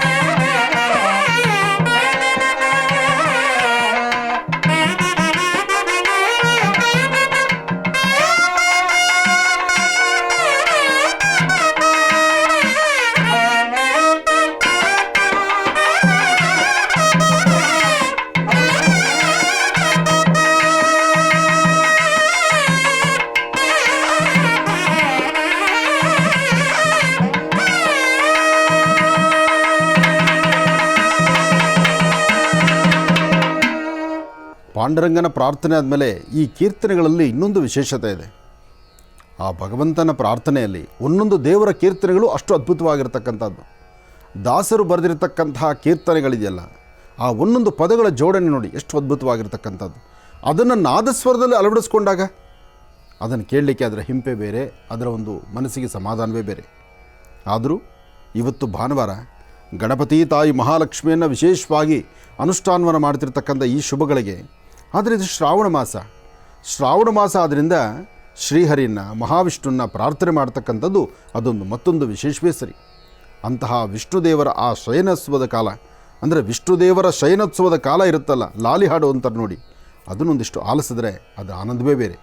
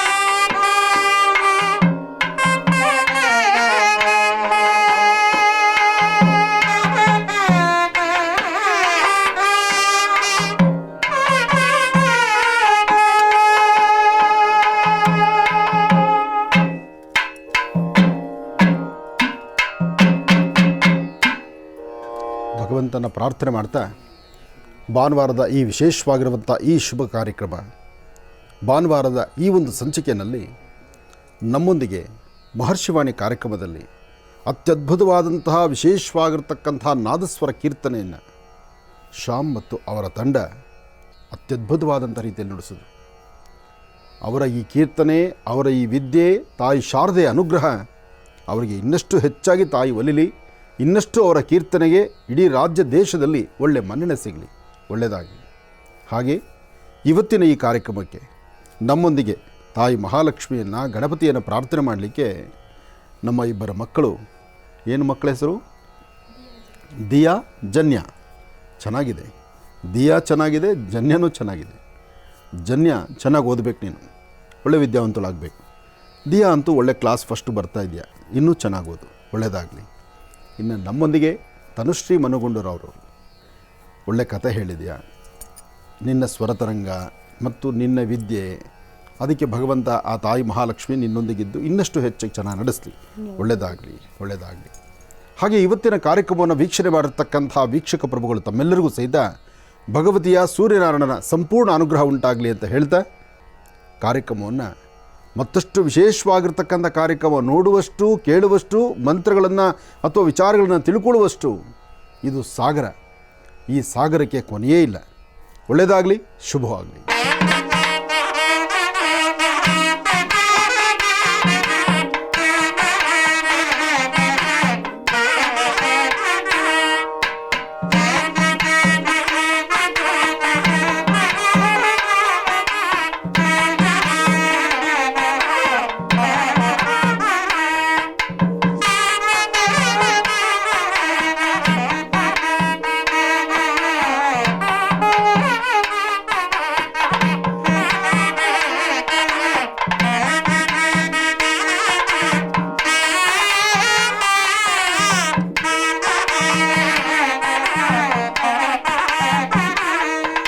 ಮುಖದ ವರ್ಚಸ್ಸಿಗೆ ಸಂಬಂಧಪಟ್ಟದ್ದನ್ನು ಬಹಳ ಮುಖ್ಯವಾಗಿ ಜಾಜಿಕಾಯಿ ಅಂತಕ್ಕಂಥದ್ದು ತಮ್ಮೆಲ್ಲರಿಗೂ ಗೊತ್ತಿದೆ. ಜಾಜಿಕಾಯಲ್ಲಿರ್ತಕ್ಕಂಥ ಮುಖದ ಸೌಂದರ್ಯ, ಈ ಜಾಜಿಕಾಯಿ ನೋಡಿ, ಇದು ಬರೀ ಮುಖದ ಸೌಂದರ್ಯ ಮಾತ್ರ ಅಲ್ಲ, ಮಕ್ಕಳ ಆರೋಗ್ಯ ಜೊತೆಗೆ ಜಾಜಿಕಾಯಿನಲ್ಲಿ ಈ ಜಾಜಿಕಾಯಿ ಇದು ಆಕರ್ಷಣ ಅಂತ ಹೇಳೋದು. ಅಂದರೆ ಒಂದು ಆಕರ್ಷಣೆಗಾಗಲಿ ಅಥವಾ ಒಂದು ಕಪ್ಪನ್ನು ತಯಾರು ಮಾಡ್ಕೊಳ್ಳಿಕ್ಕಾಗಲಿ ಅಥವಾ ಯಾವುದೇ ಒಂದು ವಿಚಾರದಲ್ಲೂ ಜಾಜಿಕಾಯಿನಲ್ಲಿರ್ತಕ್ಕಂಥ ಅದ್ಭುತವಾದಂಥ ಗುಣಗಳು ಭಾಳ ಚೆನ್ನಾಗಿದೆ. ಅಂತಹ ಗುಣಗಳಲ್ಲಿ ಜಾಜಿಕಾಯಿ ಚೆನ್ನಾಗಿರ್ತಕ್ಕಂಥದ್ದನ್ನು ತಗೊಂಡು ಇದರ ಗಂಧವನ್ನು ತೆಗೆದುಕೋಬೇಕು. ಗಂಧವನ್ನು ತೆಗಿಬೇಕಾದ್ರೆ ಬರೀ ಜಾಜಿಕಾಯಿ ಮಾತ್ರ ಗಂಧ ಸಾಕಾಗತ್ತಾ? ಇದಲ್ಲ, ಇದ್ರ ಜೊತೆಗೆ ಅಪ್ಪಟವಾಗಿರ್ತಕ್ಕಂಥ ಅರಿಶಿನ. ಈ ಅರಿಶಿನ ಚೆನ್ನಾಗಿರ್ತಕ್ಕಂಥದ್ದು ಅಂತ ನೋಡೋದು ಹೇಗೆ ಅನ್ನೋದನ್ನು ನಿನ್ನೆ ನಾನು ನಿಮಗೆ ತಿಳಿಸ್ಕೊಟ್ಟಿದ್ದೀನಿ. ಚೆನ್ನಾಗಿರ್ತಕ್ಕಂಥ ಅರಿಶಿನ ನೀವು ಅದರ ಸ್ಮೆಲ್ ಮಾಡ್ಬೋದು, ಅದರ ಸುಗಂಧ ಪರಿಮಳ ಇದೆಯಲ್ಲ, ಸ್ವಲ್ಪ ಮಾತ್ರ ಹೇಗೆ ತೊಗೊಂಡು ಅದರ ಅರಿಶಿಣದ ಸುವಾಸನೆ ಇದೆಯಲ್ಲ, ಈಗ ಹತ್ತಿರ ತೊಗೊಂಡೋದ್ರೆ ಸಾಕು, ಅದರ ಸುವಾಸನೆ ಬರುತ್ತೆ. ಅಕಸ್ಮಾತ್ ಅದನ್ನಿನ್ನೂ ಚೆನ್ನಾಗಿ ನೀವು ತಿಳ್ಕೊಳ್ಬೇಕು ಅಂದರೆ ಒಂದು ಕಾಟನ್ ಬಟ್ಟೆ ಅಥವಾ ಒಂದು ಪೇಪರ್, ಒಂದು ಸಣ್ಣದಾದಂಥ ಬಿಳಿ ಕಾಗದ ತೊಗೊಂಡು ಕಾಗದದ ಮೇಲೆ ಬರೀ ಇಷ್ಟು ಅರಿಶಿಣವನ್ನು ಹಿಂಗೆ ಹಾಕಿ ಆ ಕಾಗದವನ್ನು ಹಿಂಗೆ ಉಜ್ಜಿದ್ರೆ ಸಾಕು. ಕಾಗದವನ್ನು ಈ ಥರ ನೀವು ಉಜ್ಜೋದಕ್ಕೆ ಶುರು ಮಾಡಿದ್ರೆ ಅಥವಾ ಬಟ್ಟೆಯನ್ನು ಹಿಂಗೆ ಉಜ್ಜೋದಕ್ಕೆ ಶುರು ಮಾಡಿದ್ರೆ ನೋಡಿ, ಆಗಲೇ ಅದರ ಒರಿಜಿನಾಲಿಟಿ ಏನು ಅಂತ ಗೊತ್ತಾಗುತ್ತೆ. ಇದು ಬಣ್ಣ ಹಾಕಿರೋದು ಅಥವಾ ಏನಾದ್ರು ಕೆಮಿಕಲ್ಸ್ ಮಿಕ್ಸ್ ಮಾಡಿರ್ತಕ್ಕಂಥದ್ದು ಅಥವಾ ಬೇರೆ ಏನಾದ್ರು ಮಿಶ್ರಿತವಾಗಿದ್ದರೆ ನಿಮ್ಗೆ ಅದರ ಒರಿಜಿನಾಲಿಟಿ ಕಾಣಿಸೋದಿಲ್ಲ. ಹಾಗೆ ಅರಿಶಿಣವನ್ನು ನೀರಿಗೆ ಹಾಕಿದ ತಕ್ಷಣ ಅದರ ಒಂದು ಒರಿಜಿನಾಲಿಟಿ ಬಣ್ಣ ಏನು ಅಂತಕ್ಕಂಥದ್ದು ಗೊತ್ತಾಗುತ್ತೆ. ಡೂಪ್ಲಿಕೇಟ್ ಅರಿಶಿಣಕ್ಕೂ ಒರಿಜಿನಲ್ ಅರಿಶಿಣಕ್ಕೂ ಭಾಳ ವ್ಯತ್ಯಾಸಗಳಿರುತ್ತೆ. ಇನ್ನು ಅರಿಶಿಣ ಆಯಿತು, ಜಾಜಿಕಾಯಿ ಆಯಿತು. ಇನ್ನು ಗೋಕ್ಷೀರ ಹಾಲು, ಹಸಿ ಹಾಲು ಅಂತ ಹೇಳಿದ್ದೆ ನಾನು, ಹಸಿ ಹಾಲು ಸಹಿತ ಇಲ್ಲಿದೆ. ಹಸಿ ಹಾಲು, ಗೋಕ್ಷೀರ, ಅರಿಶಿಣ, ಈ ಮೂರರಿಂದ ಏನು ಮಾಡ್ಬೋದು? ಮಾಡುವಂತಹದ್ದು, ಮೊದಲು ನಿಮ್ಮ ಮುಖವನ್ನು ಒಂಚೂರು ಹಾಲು ಕೈಗೆ ಹಾಕ್ಕೊಂಡು, ಹೆಣ್ಣು ಮಕ್ಕಳು ಫಸ್ಟು ಮುಖ ತೊಳೆದಿರ್ತೀರಿ. ಮುಖ ತೊಳೆದಾದ ಮೇಲೆ ಮುಖನ ಸ್ವಲ್ಪ ತಣ್ಣೀರಿನಿಂದ ತೊಳೆಯಬೇಕು. ಮುಖನ ಯಾವುದೇ ಆಗಲಿ, ಹೆಣ್ಣಾಗಲಿ ಗಂಡಾಗಲಿ, ಇಬ್ಬರ ಮುಖದ ವರ್ಚಸ್ಸಿಗೂ ಸಹಿತ ಬೇಕಾಗುವಂಥದ್ದು. ಕಪ್ಪು ಕಲೆಗಳೆಲ್ಲೇ ಇದ್ದರೂ ಕಪ್ಪು ಕಲೆಗಳು ಹೋಗಲಾಡಿಸ್ಕೊಳ್ಳುವಂಥದ್ದು. ಹಾಗೆ ಕೈಗಳ ಮೇಲೂ ಸಹಿತ ಇಲ್ಲೂ ಸಹಿತ ಹಚ್ಬೋದು. ಹಚ್ಚೋದಕ್ಕೆ ಮೊದಲು ತಣ್ಣೀರಿನಿಂದ ಮುಖ ತೊಳಿಬೇಕು. ಮುಖ ಕೈಕಾಲು ತೊಳಿರಿ. ಅದಾದಮೇಲೆ ಒಂಚೂರು ಹಾಲು ಕೈಗೆ ಹಾಕ್ಕೊಂಡು, ಹಾಲನ್ನ ಎರಡೂ ಕೈಯಲ್ಲೂ ಇದು ಮಾಡಿಕೊಂಡು ಕೈಗೆ, ಮುಖಕ್ಕೆ ಮತ್ತು ಕೈಗಳು ಎಲ್ಲೆಲ್ಲ ಹಚ್ಚಬೇಕೋ ಅಲ್ಲೆಲ್ಲ ಹಚ್ಕೊಳ್ಳಿ. ಈ ಕುತ್ತಿಗೆ ಹತ್ತಿರ, ಕುತ್ತಿಗೆ ಸೊಂದಿಯಲ್ಲಿ ಮತ್ತು ಕಂಕಳ ಸೊಂದಿನಲ್ಲಿ, ಅಂದರೆ ಎಲ್ಲಿ ಕಪ್ಪು ಆಗ್ತಿರುತ್ತೆ, ಕಪ್ಪು ಕಲೆಗಳಾಗ್ತಾ ಇರುತ್ತೆ, ಕಪ್ಪು ಚುಕ್ಕೆಗಳಾಗ್ತಿರುತ್ತೆ, ಚರ್ಮದ ಮೇಲೆ ಒಂಥರ ಬೇರೆ ಥರನೇ ಬಣ್ಣ ತಿರುಗಿರುತ್ತೆ, ಅಂತಹ ಸಮಯದಲ್ಲಿ ಹಾಲಿನಿಂದ ಸ್ವಲ್ಪ ಉಜ್ಜಿಕೊಳ್ಳಿ. ಅದಾದಮೇಲೆ ಅರಿಶಿಣ ಮತ್ತು ಹಾಲನ್ನು ಎರಡೂ ಮಿಶ್ರಣ ಮಾಡಿ.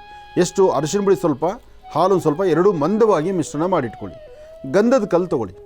ಗಂಧದ ಕಲ್ಲ ಮೇಲೆ ಅರಿಶಿಣ ಮತ್ತು ಹಾಲನ್ನು ಮಿಶ್ರಿತವಾಗಿರ್ತಕ್ಕಂಥ ಪದಾರ್ಥವನ್ನು ಗಂಧದ ಕಲ್ಲ ಮೇಲೆ ಹಾಕಿ, ಅದರ ಮೇಲೆ ಜಾಜಿಕಾಯಿ ಇದೆಯಲ್ಲ, ಈ ಜಾಕಾಯಿ ಅಥವಾ ಜಾಜಿಕಾಯಿ, ಆ ಅರಿಶಿಣ ಮತ್ತು ಹಾಲಿಗೆ ಜಾಜಿಕಾಯಿನಿಂದ ಗಂಧವನ್ನು ತೆಗಿಬೇಕು. ಈ ಪ್ರಕಾರವಾಗಿ ಸಾಣೆಕಲ್ಲ ಮೇಲೆ ಗಂಧ ತೆಗಿತಾರಲ್ಲ, ಅದನ್ನು ತೆಗಿಬೇಕು. ಇದಕ್ಕೆ ನೀರು ಮಿಶ್ರಿತ ಮಾಡೋದು ಬೇಡ, ನೀರು ಹಾಕಬೇಡಿ. ಹಾಲು, ಅರಿಶಿಣ, ಜಾಜಿಕಾಯಿ ಈ ಪ್ರಕಾರವಾಗಿ ನೀವು ಗಂಧ ತೆಗಿಬೇಕು. ಈ ಗಂಧ ತೆಗಿತಾ ಅರಿಶಿಣದಲ್ಲಿರ್ತಕ್ಕಂಥ ಆ ಒಂದು ಸ್ವಲ್ಪ ಒರಟಾಗಿರುವಂಥ ಪುಡಿ ಇರುತ್ತಲ್ಲ, ಅದು ಸಂಪೂರ್ಣವಾಗಿ ನುಣುಪಾಗುತ್ತೆ. ಆ ನುಣುಪು ಅಂತಕ್ಕಂಥದ್ದು ಹೇಗೆ? ಬೆಣ್ಣೆಗಿನ್ನೂ ಚೆನ್ನಾಗಿರಬೇಕು. ಅಂದರೆ ನೀವು ಬೆಣ್ಣೆ ನೋಡಿದ್ರೆ ಹೇಗಿರುತ್ತೆ ನೋಡಿ, ಆ ಒರಿಜಿನಲ್ ಬೆಣ್ಣೆ ಯಾವ ಕ್ರಮ ಇರುತ್ತೋ ಆ ಕ್ರಮ ಈ ಗಂಧ ತೆಗಿಬೇಕು. ಈ ಗಂಧವನ್ನು ತೆಗೆದಾಗ ನೋಡಿ ಈ ಪ್ರಕಾರ ಶುರುವಾಗುತ್ತೆ. ಇದು ಒರಿಜಿನಾಲಿಟಿ ಸಿಗುವಂಥದ್ದು. ಈ ಪ್ರಕಾರವಾಗಿ ಹಾಲು, ಅರಿಶಿಣ ಮತ್ತು ಗಂಧ, ಹಾಲು, ಅರಿಶಿಣ, ಗಂಧ ಈ ಪ್ರಕಾರವಾಗಿ ಒಂದು ಭಾಳಷ್ಟು ಮೃದುವತ್ವದಲ್ಲಿ ತಯಾರಾಗುತ್ತೆ. ಇದನ್ನು ನೀವು ಮೊದಲು ಹಾಲನ್ನು ಹಚ್ಕೊಂಡಿರ್ತಾರಲ್ಲ ಚರ್ಮಕ್ಕೆ ಹಾಲು ಹಚ್ಚಿರೋದನ್ನು, ಅದರ ಮೇಲೆ ಈ ಅರಿಶಿಣವನ್ನು, ಅಂದರೆ ಈ ಒಂದು ಅರಿಶಿಣ ಮತ್ತು ಜಾಜಿಕಾಯಿ ಹಾಲನ್ನು ಲೇಪನ ಮಾಡ್ಕೋಬೇಕು.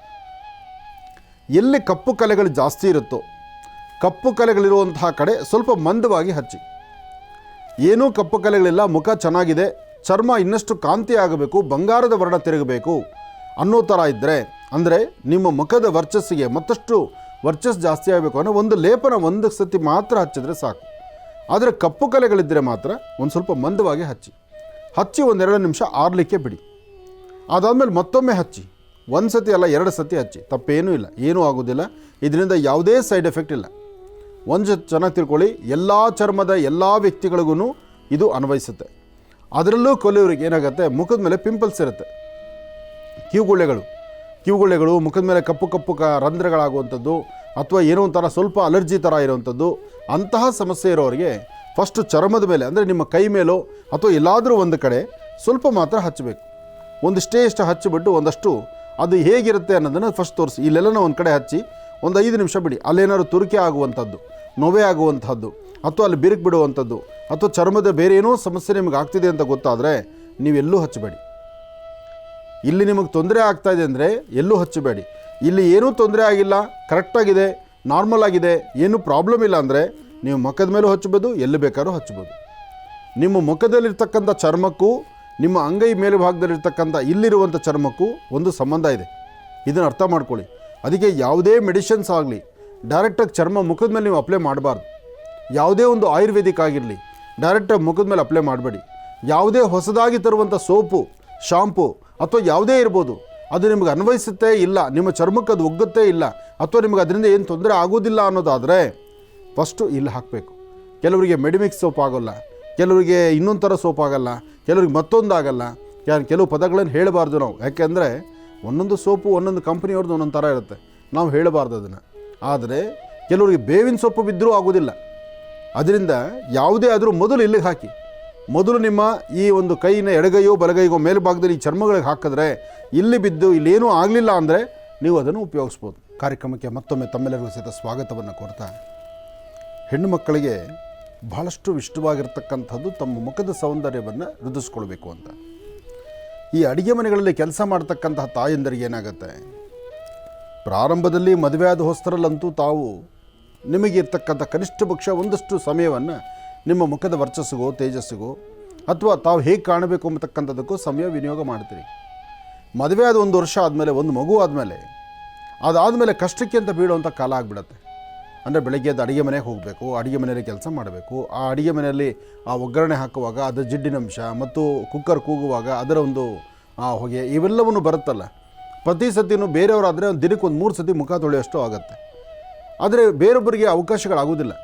ಯಾವತ್ತೂ ಮೇಲಿಂದ ಮೇಲೆ ಮುಖವನ್ನು ತೊಳಿತಾ ಇದ್ದರೆ, ತಣ್ಣೀರಿನಿಂದ ಮುಖ ತೊಳಿತಾ ಇದ್ದರೆ ಇದು ಯಾವ ಪದಾರ್ಥ ಬೇಡ, ನಿಮಗೆ ಅದೇ ಸಾಕು, ಒಳ್ಳೆಯ ಮೆಡಿಷನ್ ಅದು.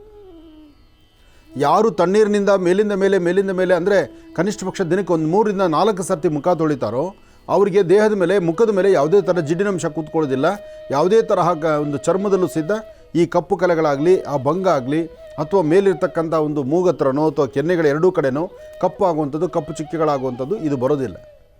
ಆದರೆ ಅಷ್ಟು ಅದನ್ನು ಪೇಷನ್ಸ್ ಇರೋದಿಲ್ಲ, ತೊಳಿಲಿಕ್ಕೆ ಆಗೋದಿಲ್ಲ, ಮುಖ ತೊಳೆಯೋಕ್ಕೆ ಪದೇ ಹೋಗ್ಲಿಕ್ಕೆ ಆಗೋದಿಲ್ಲ.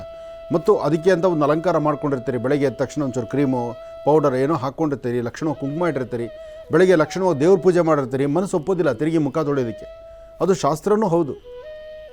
ಬೆಳಗ್ಗೆ ದೇವ್ರ ಪೂಜೆ ಆದಮೇಲೆ ದೇವ್ರ ತೀರ್ಥ ತೊಗೊಂಡು ದೇವ್ರ ಪೂಜೆ ಆಗಿ ದೇವ್ರ ಹಣೆಗೆ ಅರ್ಚನಾ ಕುಂಕುಮ ಪ್ರಸಾದ ಇಟ್ಕೊಂಡ್ಮೇಲೆ ತಿರುಗಿ 12 ಗಂಟೆಗೋ 1 ಗಂಟೆಗೆ ಹೋಗಿ ಅಪರಾಹ್ನ ಕಾಲದಲ್ಲಿ ಮುಖ ತೊಳಿಲಿಕ್ಕಾಗಲ್ಲ. ಶುಭ ಸಂಧ್ಯಾ ಕಾಲದಲ್ಲಿ ತೊಳಿಬೇಕು. ಕೆಲವ್ರಿಗೆ ಸಂಜೆನೂ ಮುಖ ತೊಳೆಯೋಕ್ಕಾಗಲ್ಲ. ಅಂತಹ ಪರಿಸ್ಥಿತಿ ಇದ್ದರೆ ಇಂತಹ ಶ್ರೀಗಂಧ ಇದೆಯಲ್ಲ, ಅಂದರೆ ಅರಿಶಿನ ಮತ್ತು ಜಾಜಿಕಾಯಿ ಹಾಲು, ಇದು ಇನ್ನೊಂದು ರಹಸ್ಯ ಇದೆ. ಅರಿಶಿನ, ಈ ಒಂದು ಜಾಜಿಕಾಯಿ ಅಥವಾ ಜಾಕಾಯಿ ಮತ್ತು ಹಾಲು ಇದನ್ನು ಮಿಶ್ರಿತವಾಗಿರ್ತಕ್ಕಂಥ ಗಂಧ, ಒಂದು ಸತಿ ಗಂಧ ತೆಗೆದ ಮೇಲೆ ಅದನ್ನು ಹಿಂದಲೇ ಹಚ್ಚಿಬಿಡ್ಬೇಕು. ಇದನ್ನು ಹಾಗೆ ಉಳಿಸಬಾರ್ದು. ಬೆಳಗ್ಗೆ ತೆಗೆದಿರ್ತಕ್ಕಂಥದ್ದನ್ನು ಮಧ್ಯಾಹ್ನ, ಸಂಜೆ ಅಥವಾ ನಾಳೆ ಬೆಳಗ್ಗೆ ಇದನ್ನು ಫ್ರಿಜ್ಜಲ್ಲಿ ಇಟ್ಟಿದ್ದೀವಿ ಅಲ್ವೇ ಅಲ್ಲ. ಇದೇನಿದ್ರೂ ಗಂಧ ತೆಗೆದಾದ ನಂತರ ಅದರ ಸುಗಂಧ ಭರಿತವಾಗಿರುತ್ತೆ. ಆ ಗಂಧ ತೆಗೆಯುವಾಗಲೇ ಜಾಕಾಯಿನ ತೆಗಿತಾ ಇದ್ದರೆ ಅರಿಶಿನ, ಹಾಲು, ಗಂಧ, ಈ ಒಂದು ಜಾಜಿಕಾಯಿ 3 ಮಿಶ್ರಿತವಾಗಿ ಇದರ ಗಂಧ ತೆಗೆಯುವಾಗ ಅದರ ಸುವಾಸನೆ ಇರುತ್ತಲ್ಲ, ಅದರ ಸುಗಂಧ ಭರಿತವಾಗಿರ್ತಕ್ಕಂಥ ಪರಿಮಳ, ಅದು ನಿಮ್ಮ ಆರೋಗ್ಯಕ್ಕೆ ತುಂಬ ಒಳ್ಳೆಯದದು. ಅದಕ್ಕೆ ಹೇಳೋದು, ಯಾರ್ಯಾರು ಯಾವ್ಯಾವ ಕೆಲಸ ಮಾಡಬೇಕೋ ಅವ್ರು ಆ ಕೆಲಸ ಮಾಡಬೇಕು.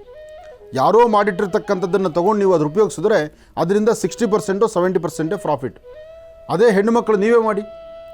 ಆ ಜಾಕಾಯಿನ ತೆಗೆದು ಹಿಂಗೆ ಗಂಧ ತೆಗಿಬೇಕಾದ್ರೆ ಫ್ಲೇವರ್ ಬರುತ್ತಲ್ಲ, ಅದು ಸುಗಂಧ ಪರಿಮಳ ಇರುತ್ತಲ್ಲ, ಅದು ನಿಮ್ಮ ಆರೋಗ್ಯಕ್ಕೆ, ನಿಮ್ಮ ಮನಸ್ಸಿಗೆ ಮತ್ತು ನಿಮ್ಮ ಮನಸ್ಸಿನ ಮೇಲೆ ಬೀಳುವಂಥ ಪರಿಣಾಮಗಳು ಸಾಕಷ್ಟು ಇರುತ್ತೆ.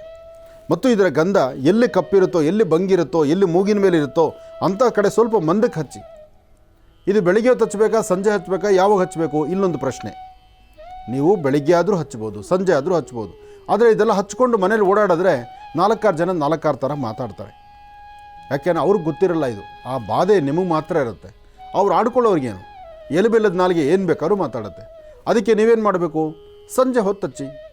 ಇನ್ನು ನೀವು ನೋಡೋದು ಯಾರು ನೋಡ್ತಾರೆ, ನಿಮ್ಮ ಯಜಮಾನರು ನೋಡ್ತಾರೆ ಅಥವಾ ನಿಮ್ಮ ಮಕ್ಕಳು ನೋಡ್ತಾರೆ.